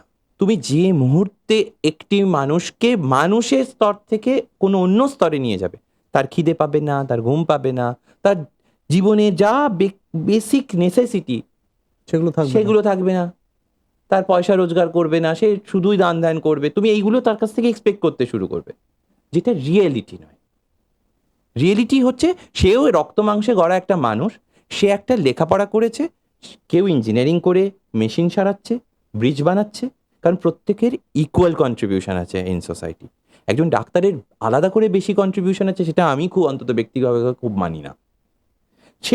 কারণ প্রত্যেকটা মানুষ, যদি আমরা ছোটবেলায় হয়তো পড়তাম যে যিনি চাষ করছেন তিনি যদি চাষ না করেন তাহলে কি আমি অন্নটা পাবো? তো ডাক্তারির ক্ষেত্রেও তাই, আলাদা করে ভগবান বানালে মুশকিলটা যেটা হয়, তার অসুবিধাগুলো তুমি বুঝতে পারবে না। 36 ঘন্টা ডিউটি করার পর সে যখন ঘুমোতে গেছে, সে আর পারবে না চিকিৎসাটা করতে। যেটা বলছিলাম যে ডাক্তারদের মাল্টিপল ওপিনিয়ন নেওয়ার মধ্যে কোনো দোষ নেই, তো মুশকিলটা যেটা হয় আমরা ধৈর্য ধরে ওপিনিয়ন নিই না। দ্বিতীয় কথা, এখন মানুষ তো ওপিনিয়নেটেড হয়েই আসে, সে গুগলে পড়ছে, গুগলে কি পড়ছে, গুগলে এই আনফিল্টার্ড ইনফরমেশন থাকে। আমরাও গুগলে যাই, কিন্তু আমরা জানি কি পড়তে হবে। আমরা ইন্ডেক্সড আর্টিকেলস ছাড়া পড়ি না। ইন্ডেক্সড মানে সেগুলো পয়সা দিয়ে পড়তে হয়। লোকে গিয়ে একটা ওষুধের সাইড এফেক্ট দেখে নিচ্ছে, গিয়ে ওষুধ খাবে না। পৃথিবীতে কোনো ওষুধ হয় না যা সাইড এফেক্টস নিয়ে আসে না। তুমি এগুলো সব যে কোনো ওষুধে, এমনকি প্যারাসিটামলও, তার থেকেও লিভার ফেলিওর হতে পারে। কি বলছেন? ক্যালপল খেয়েও মানুষের লিভার ফেলিওর হয়ে মানুষের মৃত্যু হতে পারে। তাহলে ক্যালপল খাওয়া বন্ধ করে দাও। যাও গুগলে গিয়ে দেখো, গিয়ে side effects of drinking water লিস্টে আসবে মৃত্যু লাস্টে। জল খাওয়া বন্ধ করে দাও। প্রবলেমটা হচ্ছে আমরা গুগলে গিয়ে সব কিছু ভাবি শেখা যায়। তাই যদি হতো তাহলে একটা মানুষ MBBS করতে এত কষ্ট, তারপরে MD, তারপরে DM, তারপরে এই এত কিছু করতে হতো না। একটা ওষুধ লেখার জন্য তাকে ভাবতে হয়। একটা ধরো সাইড এফেক্ট 1 লাখে একটা মানুষের হয়, স্টিভেন্স জনসন সিনড্রোম।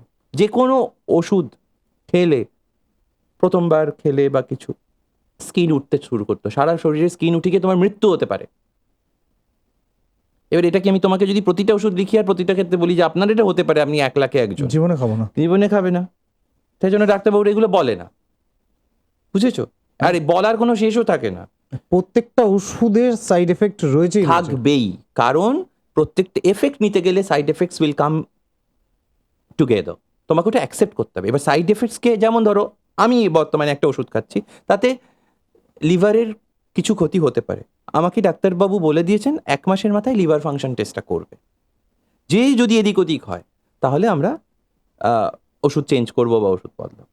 সেরকম প্রত্যেক সব ওষুধের ক্ষেত্রে সেটা না। আমি কি একটা লোককে জ্বর হলে প্যারাসিটামল দিলে বলবো তুমি গিয়ে লিভার ফাংশন টেস্ট করো? কখনোই বলবো না। কারুর হতে পারে, কিন্তু সেটা অ্যাবারেশন। এইখানে প্রশ্ন আসছে, এই যে আমরা বলি কথায় যে ভুল ওষুধ দিল, আমার ওষুধ খেয়ে এটা হয়ে গেল। ভুল ওষুধ মানে কি জানো?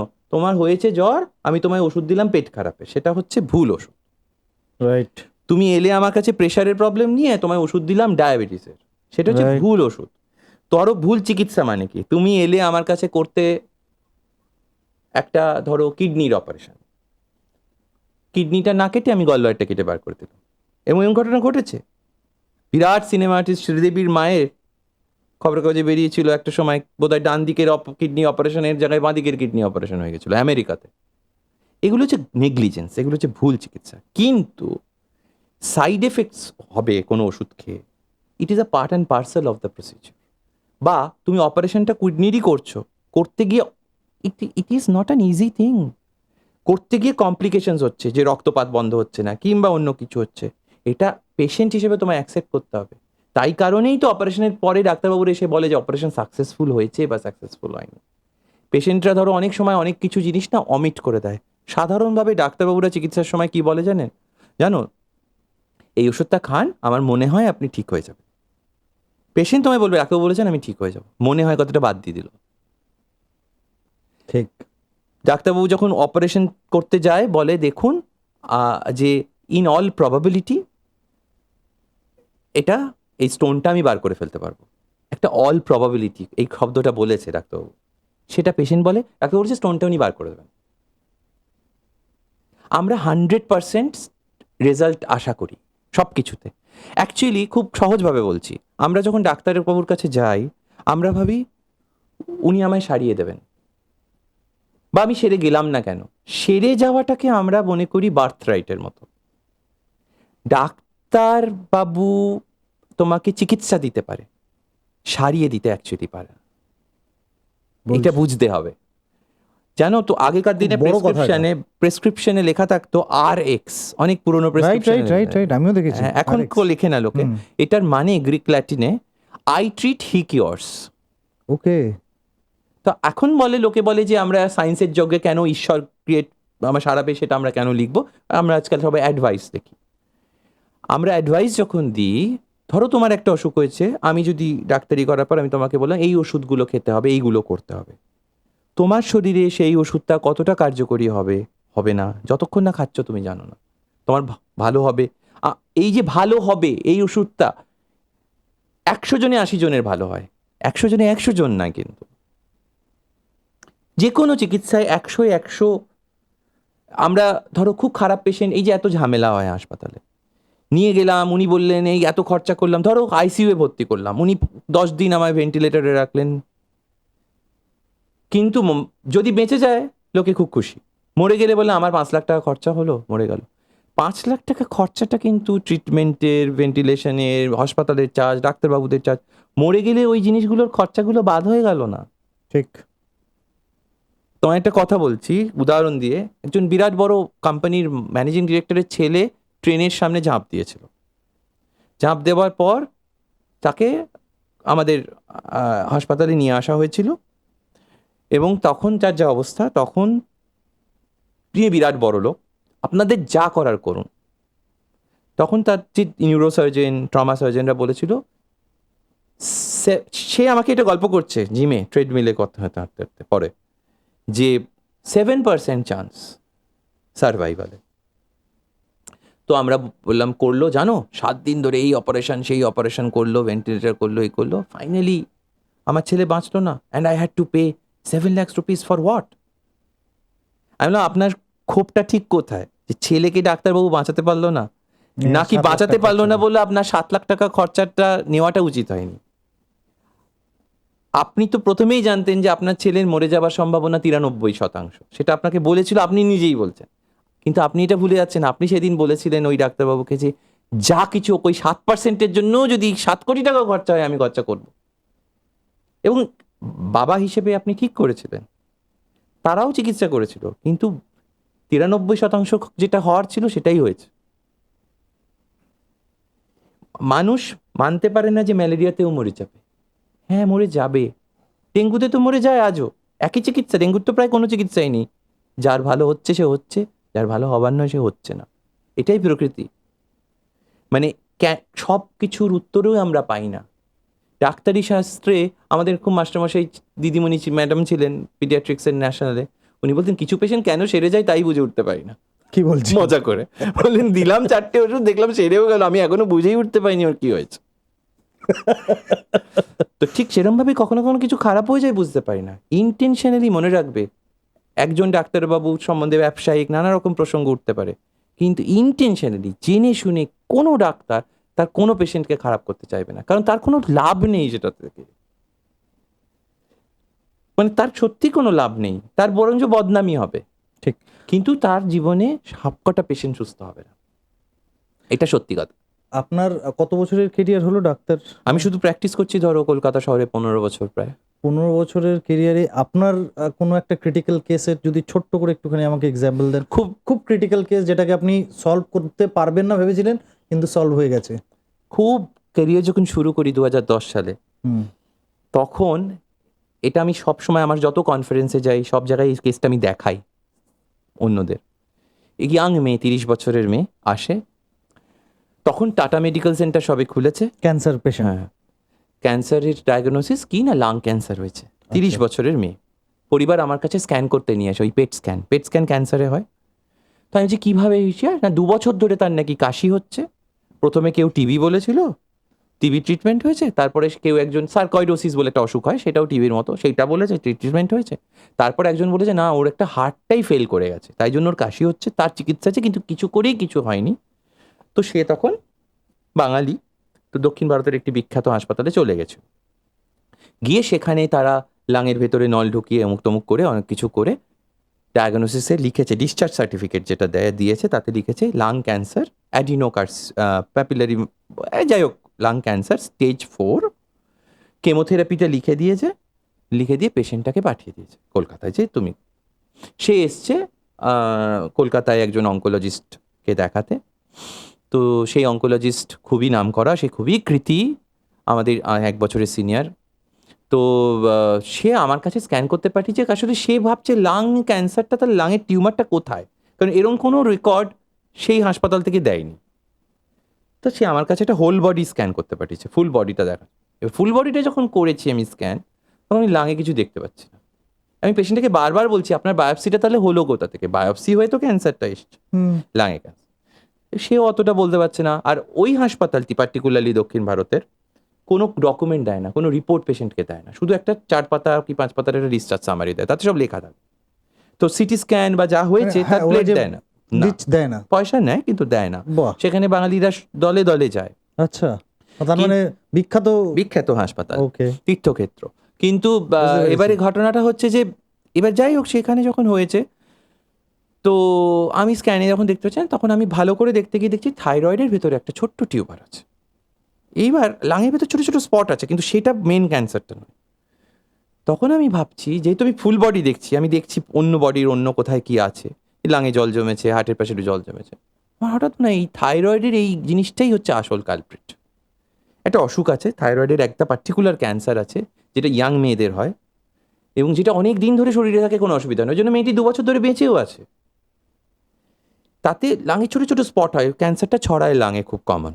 আচ্ছা, তখন আমি ওই অঙ্কোলজিস্টকে ফোন করে বলি যে দেখো কোথাও একটা গড়বড় আছে, আমার মনে হয় এর ক্যান্সার তো হয়েছে কিন্তু থাইরয়েডে ক্যান্সার হয়েছে যেটা লাঙে ছড়িয়ে গেছে, আর এই অসুখটা 100% কিওর রেট। ওকে। তো ওই মেয়েটিকে তখন আমি ফেরত পাঠিয়ে বলি থাইরয়েড থেকে বায়োপসি হোক, বায়োপসি করে ওটা থাইরয়েড ক্যান্সার বেরোয় যেটা লাঙে ছড়িয়ে গেছে।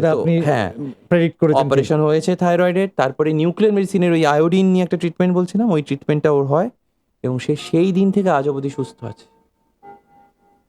মানে চিকিৎসা, এই যে ওপিনিয়ন বদলে গেল, তারাও সব টেস্ট করেছে কিন্তু ওপিনিয়ন এইভাবেই বদলে যায়। এই জন্যই একটি পেশেন্টের জন্য একজন ডাক্তারবাবু খুব ভালো, আবার হয়তো পরের পেশেন্টের জন্য ওই ডাক্তারবাবু ভালো। আপনি তো ভগবান তার মানে। হ্যাঁ, ওর কাছে আমি ভগবান, তার কারণ আমি পুরো জিনিসটা বদলে গেল না, ওর জীবনটা বদলে গেল।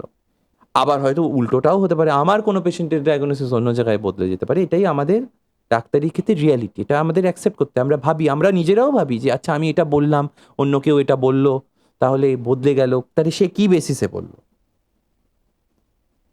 100% সাকসেস রেট পৃথিবীর কোথাও যেরকম হয় না। কোনো ডাক্তারের নেই। টু আর ইজ হিউম্যান, তাই না? ইংরেজিতে কথা আছে। সব আমাদেরও ভুল হতে পারে, ডিসিশন মেকিংয়ে ভুল হতে পারে, কিন্তু তোমায় প্রমাণ করতে হবে যে কোর্টে কেস হয় আমি জেনে শুনে তোমাকে ভুল চিকিৎসা করেছি, তবেই নেগলিজেন্ট। রাইট, সেটা তো করে না মনে হয়, কেউই করে না। দেখো এবার কিডনি পাচার চক্র, এই পাচার চক্র, এই যে কত কিছু হয়, সেটা একটা অন্য সেটা বিষয়। সেটা আমি আসছি। হ্যাঁ, আমি বলছি এইগুলো তো আলাদা, এগুলো তো ক্রিমিনাল অফেন্স, এটা ডাক্তার, এখানে তো আর ডাক্তারির সঙ্গে সম্পন্ন না, সেটা তো কত রকমের চক্র চলে, এটা শুধু ডাক্তারিতে বলে বলছি। এই চক্র থেকেই আমি অনেকটা সময় হয়ে গেছে, আমি লাস্ট আরজি করের কেসটা নিয়ে, আপনি নিশ্চয়ই দেখেছেন, আপনি কলকাতায় থাকছেন, তিলোত্তমার উপরে এত বড় একটা জঘন্য অপরাধ হয়েছে, সেটা নিয়ে নিশ্চয়ই আপনি অ্যাওয়্যার রয়েছেন। তার সঙ্গে জড়িত রয়েছে, আপনি বলছিলেন যে 36 ঘন্টা কাজ করার পর ডাক্তারদের আর শরীরে কিছু থাকে না, সেটা প্রাইভেটেই হোক আর গভর্নমেন্টেই হোক। তো যে মেয়েটি 36 ঘন্টা ডাক্তারি করার পর ঘুমানোর চেষ্টা করছিল, তার উপর তাকে মার্ডার করা হলো, রেপ করা হলো। আর যে ওই কলেজের প্রিন্সিপাল ছিল দুর্নীতির সাথে যুক্ত। তো ডাক্তাররা কি এরকমভাবে দুর্নীতির সাথে যুক্ত হয়ে যেতে পারে যখন তারা একটা লেভেলে চলে যায়, নাকি আরও অন্যরকম পয়সার লোভ বা এরকম কিছু? কারণ ওখান থেকে অনেক কিছু বেরিয়ে এসছে, যেমন কি আপনি ধরুন যে বজ্র পদার্থ স্মাগলিং, বডি স্মাগলিং, বডির অর্গান স্মাগলিং, তো এগুলো কি কমন ব্যাপার হয়ে যায় যখন একটা ডক্টর খুব বড় জায়গায় এখানে না, চলে যায়? এখানে আমি একটু অন্যভাবে বলবো, যেমন ধরো আমরা ডাক্তারদের কাছ থেকে এক্সপেক্ট করি তো যে তার সততা, এটা আমরা এক্সপেক্ট করি। ডাক্তার আর শিক্ষক, মনে রেখো, এই দুটো প্রফেশনের কাছ থেকে আমরা সব রকমের সততা কিন্তু এক্সপেক্ট করি, কিন্তু তোমাকে বুঝতে হবে এটা কোনোদিনই অ্যাচিভেবল নয়, এটাই সত্য কথা, শুনতে খারাপ, সত্য কথা। বুঝতে হবে সোসাইটি অ্যাজ এ হোল আমরা কিরমভাবে বড় হচ্ছি। আমি যদি দেখছি আমার বাবা ঘুষ নিচ্ছে, ধরো কোনো একটা সরকারি পদে থেকে বা বেসরকারি পদে থেকে, আমি বড় হয়ে ডাক্তার হয়ে গেলাম, আমার মূল্যবোধটা তো তৈরি হচ্ছে ওইটাই দেখে, ওই সিস্টেমটাই দেখে। ফলে এই যে এক্সপেকটেশনসটা শুধুমাত্র কোনো একটি প্রফেশনের জন্য নয়, আমরা অ্যাজ এ সোসাইটি রটেন। যে মানুষটার 5 টাকা করাপশন করবার ক্ষমতা আছে, সে 5 টাকা করাপশন করছে, এর থেকে এটাকে মেরে দিচ্ছে, ওর থেকে ওটা মেরে দিচ্ছে, এর থেকে কমিশনের প্রশ্নে যদি আসো, সে ভাই সব জায়গা থেকে কমিশন খাচ্ছে। ফলে যখন আমরা এই যে ওই আবার ডাক্তারকে যদি তুমি ভগবান বানাও, তাহলে সেই শুধু কমিশনটা খাবে না, বা শিক্ষক প্রাইভেট টিউশন করবে না, এই যে আমরা এটা বলি, এটা হবে না, কোনোদিনও অ্যাচিভেবল হবে না, কারণ আমরা এগুলো ইন্ডিভিজুয়াল ইন্টিগ্রিটির ব্যাপার। আমি মানুষটা কেমন, আমি ডাক্তার হিসেবেই হই কি আমি চাষা হিসেবেই হই, আমার সততা, আমার আপব্রিঙ্গিং, হ্যাঁ, আমার integral part of my life. সৎভাবেও, সাধারণভাবে আমি বলছি, তুমি যদি লেখাপড়া শিখে থাকো, তোমার যদি স্কিল থাকে, আজকালকার দিনে লেখাপড়া বলা উচিত না, স্কিল, যে ভালো ছবি তুলতে পারে তারও রোজগারের কোনো সীমা নেই, তাই তো? অর্থাৎ তোমার যদি স্কিল থাকে, তোমার অ্যাকচুয়ালি রোজগার কিন্তু কম হবে না। কিন্তু আমাদের সমাজে বা পৃথিবীর সমাজে লোভ, সে যেভাবেই হোক, সেটা ডাক্তারি প্রফেশনকে যে গ্রাস করবে না সেটা মনে করবার কোনো কারণ নেই। এইবার ধরো এই যে মেয়েটির সঙ্গে যে ঘটনাটা ঘটেছে, আমি তোমায় একটা ছোট্ট ঘটনাটা বলছি, যে আমরা যখন ডাক্তারি পড়তাম, আমার মা আমাকে রোজ 12টার সময় রাত্রিরে ফোন করতো। ডাক্তারদের ফ্যামিলি কিরম অ্যাকচুয়ালি থাকে, ফোন করে জিজ্ঞেস করতো মার খাসনি তো, যখন আমি ইন্টার্ন হাউস, র্যাগিং বগেরা না, পেশেন্টরা মারবে, এটা তো আমাদের জন্য রিয়ালিটি। আচ্ছা আচ্ছা, 12টার সময় ফোন করতো মা, আমার মা ভোর 4টের সময় 5টার সময় ঘুম থেকে উঠে একবার ফোন করে জিজ্ঞেস করতো মার খাসনি তো।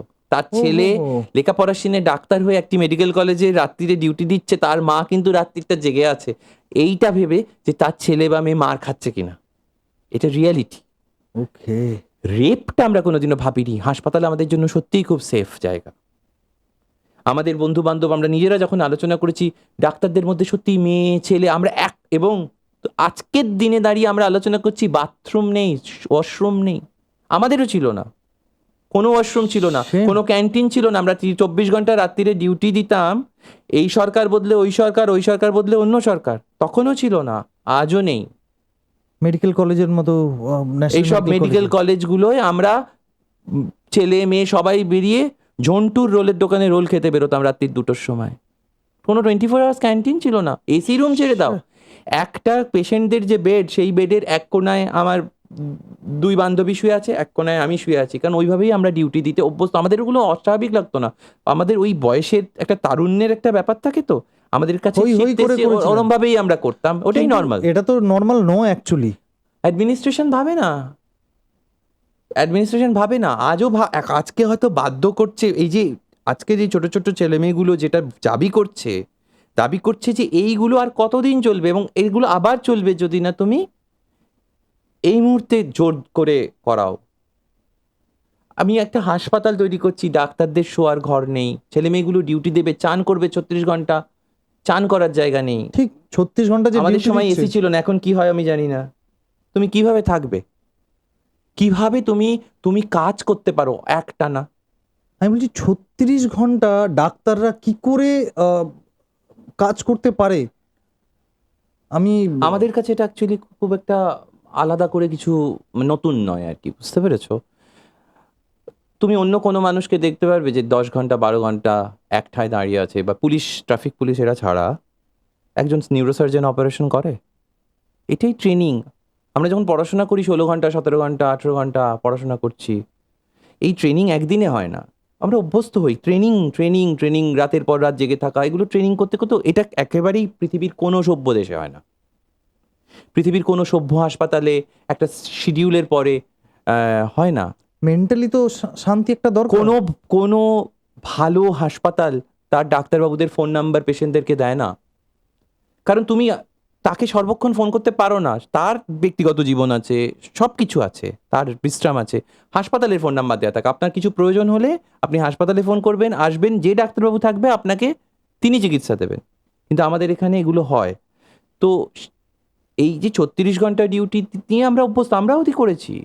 আজ সকাল 9টায় ধরো ডিউটি জয়েন করলাম, পরের দিন করে বিকেল 5টায় হ্যান্ড ওভার দেওয়ার জায়গায় হয়তো রাত্রির 8টায় হ্যান্ড ওভার দিচ্ছি, কারণ প্রত্যেকটা পেশেন্ট যেগুলোকে আমি দেখেছি আমাকে ঠিক করে বুঝিয়ে যেতে হবে। কিন্তু ওই কম বয়সের বলছি না, যৌবনের একটা আলাদা ব্যাপার আর থাকে। এই দুর্নীতির কথাটা ধরো, দেখো আমি ওই যে বারবার বলছি না যে লোভ, মানুষের যে অপরিসীম লোভ, সেটা আলাদা করে ডাক্তারি প্রফেশনটা আমাদের খুব লাগছে গায়ে। আমি ডাক্তার বলে হয়তো বা নয়, বা মানুষের ভয়ের তো ব্যাপারই, তুমি জাল ওষুধ থেকে শুরু করে, কিন্তু ultimately at the end of the day ব্যবসা যিনি করেন, আনফর্চুনেটলি সে ওষুধের ব্যবসাও তার কাছে যা, বালির ব্যবসাও তার কাছে তাই। কিন্তু এখানে তো বালির ব্যবসাতে হয়তো কারণ মানুষ কারণ directly সরকার মরছে কন্ট্রোল না। করছে না, যার কন্ট্রোল করার কথা। আমি তোমায় একটা কথার কথা বলছি, খুব তো বাজারে ধরো লোকে ভাবে দামি ওষুধ ডাক্তারবাবুরা বেশি দেয় কমিশন খাওয়ার জন্য, এটা তো একটা কথা আছে। তো ন্যায্য মূল্যের ওষুধ, তুমি নিজে বলো, 5টা দোকানের কফি এক খেতে এক দাম, সবই তো কফি, একই ওষুধ 5টা কোম্পানির এক নয়। আমরা ভাবছি ন্যায্য মূল্যের ওষুধ, পৃথিবীর বড় বড় দেশে জেনেরিক মেডিসিন কোয়ালিটি মেনটেনড হয়, আমাদের দেশে যে কোয়ালিটি মেনটেন করবে তাকে তো তুমি ঘুষ খাওয়াতে পারো। ঠিক। আর আমি গাড়ি চালাতে না জানলেও লাইসেন্স পেতে পারি। আজকের দিনে দেখছি যে যদি এটা সত্যি হয় যে রেজিস্ট্রেশন পাবে বা না পাবে সেটা টাকা দিয়ে নির্ধারণ হবে, তুমি পরীক্ষা পাশ করবে কি পাশ করবে না সেটা টাকা দিয়ে নির্ধারিত হবে, এটা আমরা দেখিনি কোনোদিনও। কিন্তু তাহলে তুমি কার হাতে যাচ্ছ, এবং আলটিমেটলি এই জিনিসটা কিভাবে কন্ট্রোল হচ্ছে, এটা একটা 8-10টা ব্যবসার মতো হয়ে গিয়েছে পুরো জিনিসটাকে। টাকা রোজগার করবার তো মানুষের অনেক উপায় থাকে। রবীন্দ্রনাথের বোধহয় একটা উক্তি আছে, খুব একটু ঠিক বলবো না, যে রোজগার করবার জন্য রোজগার করা যায়, আবার কল্যাণ করবার জন্য রোজগার করা যায়। আমি কথাটা হয়তো একটু ঠিকঠাক বলিনি এক্স্যাক্ট সেন্টেন্সটা, মানে আমি যে বারবার বললাম তুমি শুধু সৎভাবেই অনেক রোজগার করতে পারো, কিন্তু তোমার স্কিলটা থাকতে হবে। কিন্তু এবার তুমি দেখছো আমি যদি একটু অসততা করলে আমার অনেক আসছে, এবং সেটা শুধু ডাক্তারি প্রফেশনে নয়, কিন্তু সেটা যে দুধের কৌটোতে ভেজাল মেশাচ্ছে, যে চালে ভেজাল মেশাচ্ছে, প্রত্যেকে ক্ষতি করছে, আর এটা একটা ভিশিয়াস সাইকেল, ঘুরে তোমার কাছেও সেই ক্ষতিটা আসছে, তুমিও সেটার সাবসিডিয়ারি হয়ে যাচ্ছ, তুমিও সেই ভেজাল চালটা খেয়ে ফেলছো কিংবা ভেজাল, সে ভাবছে আমারটা তো সাধারণ ব্যাপার। এবং তুমি যখন করছো তুমি অন্যকে প্রশ্ন করতে পারো না। আমরা এই সিস্টেমটার মধ্যেই ঘুরে চলেছি। মানুষকে আরো সজাগ হতে হবে। আসলে পলিটিক্যাল উইল খুব স্ট্রং হতে হবে। দেশে আইন আছে, ধরো আজকে কথার কথা বলছি, অভয়া নিরিখে একটা আইন তৈরি হচ্ছে, নতুন কি আইন অত ডিটেলস জানি না, আইন তো যা আছে যথেষ্ট আছে, কিন্তু সেই আইনটাকে বলবৎ করা হচ্ছে হয়নি। হচ্ছে না, হচ্ছে কি হচ্ছে না সেটাই তো ডিবেট। আইন অনেক আছে, আইন তো ওষুধের ভেজাল মেশালের আইন আছে, অর্গানের যদি ডোনেশন চক্রের আইন হয় তার আইন আছে। ধরছে কি, ধরতে গেলে তুমি সেটাকে ম্যানেজ সেটিং করে রাখছো। এই সেটিং করতে গিয়ে আদতে তোমার জীবনটার সব জায়গাটাতে তুমি অ্যাকচুয়ালি সাফার করছো। আমি একটা ছোট্ট জিনিস আপনার কাছে জানতে চাইবো, এই যে অর্গান স্মাগলিং এর ব্যাপারটা, এই জালটা মানে কিরকম ভাবে, মানে অর্গান স্মাগলিং? দেখো এটা একদমই আমার বিষয় নয়, ফলে আমি অর্গান ডোনেশনের সঙ্গে জানি না, তবে একটা উদাহরণ আমি দিতে পারি। একদিন উবের করে যাচ্ছিলাম, সেই ট্যাক্সি ড্রাইভার ঘটনাচক্রে আমাকে গল্প করতে বললেন সে নাকি এই অর্গান ডোনেশনের এজেন্ট, এবং সে দক্ষিণ ভারতেই নাকি সারাক্ষণ থাকতো। এখন এত পুলিশ কেস ফেস হয়েছে, সে ওই অর্গান ডোনেশনের চক্র থেকে বেরিয়ে এসে এখন উবের চালায়। ও মাই গড। তো এইগুলো, আরেকটা জিনিসও আমি ঠিক বিদেশের কথা এটা বলতে পারবো না, তবে একটা জিনিস বলতে পারি, আমরা যত ওষুধ খাই রেকমেন্ডেশনস দেখি যে এইটা ধরো রেকমেন্ড হরলিক্স বা এইরকম বা হেলথ ড্রিঙ্কস, নাম নেওয়া হয়তো উচিত না, মানে এই যে নানা রকম কিছু যত রকমের রেকমেন্ডেশনস আমরা খাবো কি খাবো না, ভ্যাকসিন দেবো কি দেবো না, এগুলো খুব সহজ নয় আর কি, এগুলোর অনেক বড় লেভেলে চলে। মানে সেগুলো তুমি আমি ধর্তব্যের, এই যে দেখলে না এক ভ্যাকসিন নিয়ে আমাদের কত কিছু হলো, দেওয়া উচিত না দেওয়া উচিত না, ভ্যাকসিন সত্যিই দেওয়ার দরকার আছে না ভ্যাকসিনটা শুধুমাত্রই কমার্শিয়াল, করোনা ভ্যাকসিন হ্যাঁ হ্যাঁ ভ্যাকসিন হলো তো, এইসব ডিবেট কত হলো টিভিতে। তো ঘটনাটা হচ্ছে at the end of the day বিজনেসম্যানেরা জানে বিজনেস মানে অর্থনীতি দেশের পৃথিবীর, সেগুলো যাদের হাতে তারাই সব ডিকটেট করে, তারা ডিকটেট করে কোন ওষুধ বাজারে বেরোবে এবং কোন ওষুধ বাজারে বেরোবে না। এমনও অনেক ওষুধ আছে যেগুলো খুব এফেক্টিভ বলে বাজারে এসেছিল, কিন্তু অন্য কোনো কোম্পানি দেখেছে তার স্বার্থে ঘা হাঁটবে বলে ওষুধটাকে বাজারে বেরিয়ে করতে দেয়নি। এগুলো সব বড় ফার্মাসিউটিক্যাল ওয়ার্স, আমরা তুমি আমি এগুলো বুঝতে পারি না, মানে ডাক্তার হিসেবে আমরা বুঝতে পারি। ধরো আমি তোমায় একটা ওষুধ লিখলাম, তুমি ওষুধ খাচ্ছ সারছো না, আজকে আরজিকর কাণ্ড নিয়ে সবাই বলছে ভেজাল ওষুধ, সেটা শুধু আরজিকরে শুধু নয়, এটা দেশব্যাপী।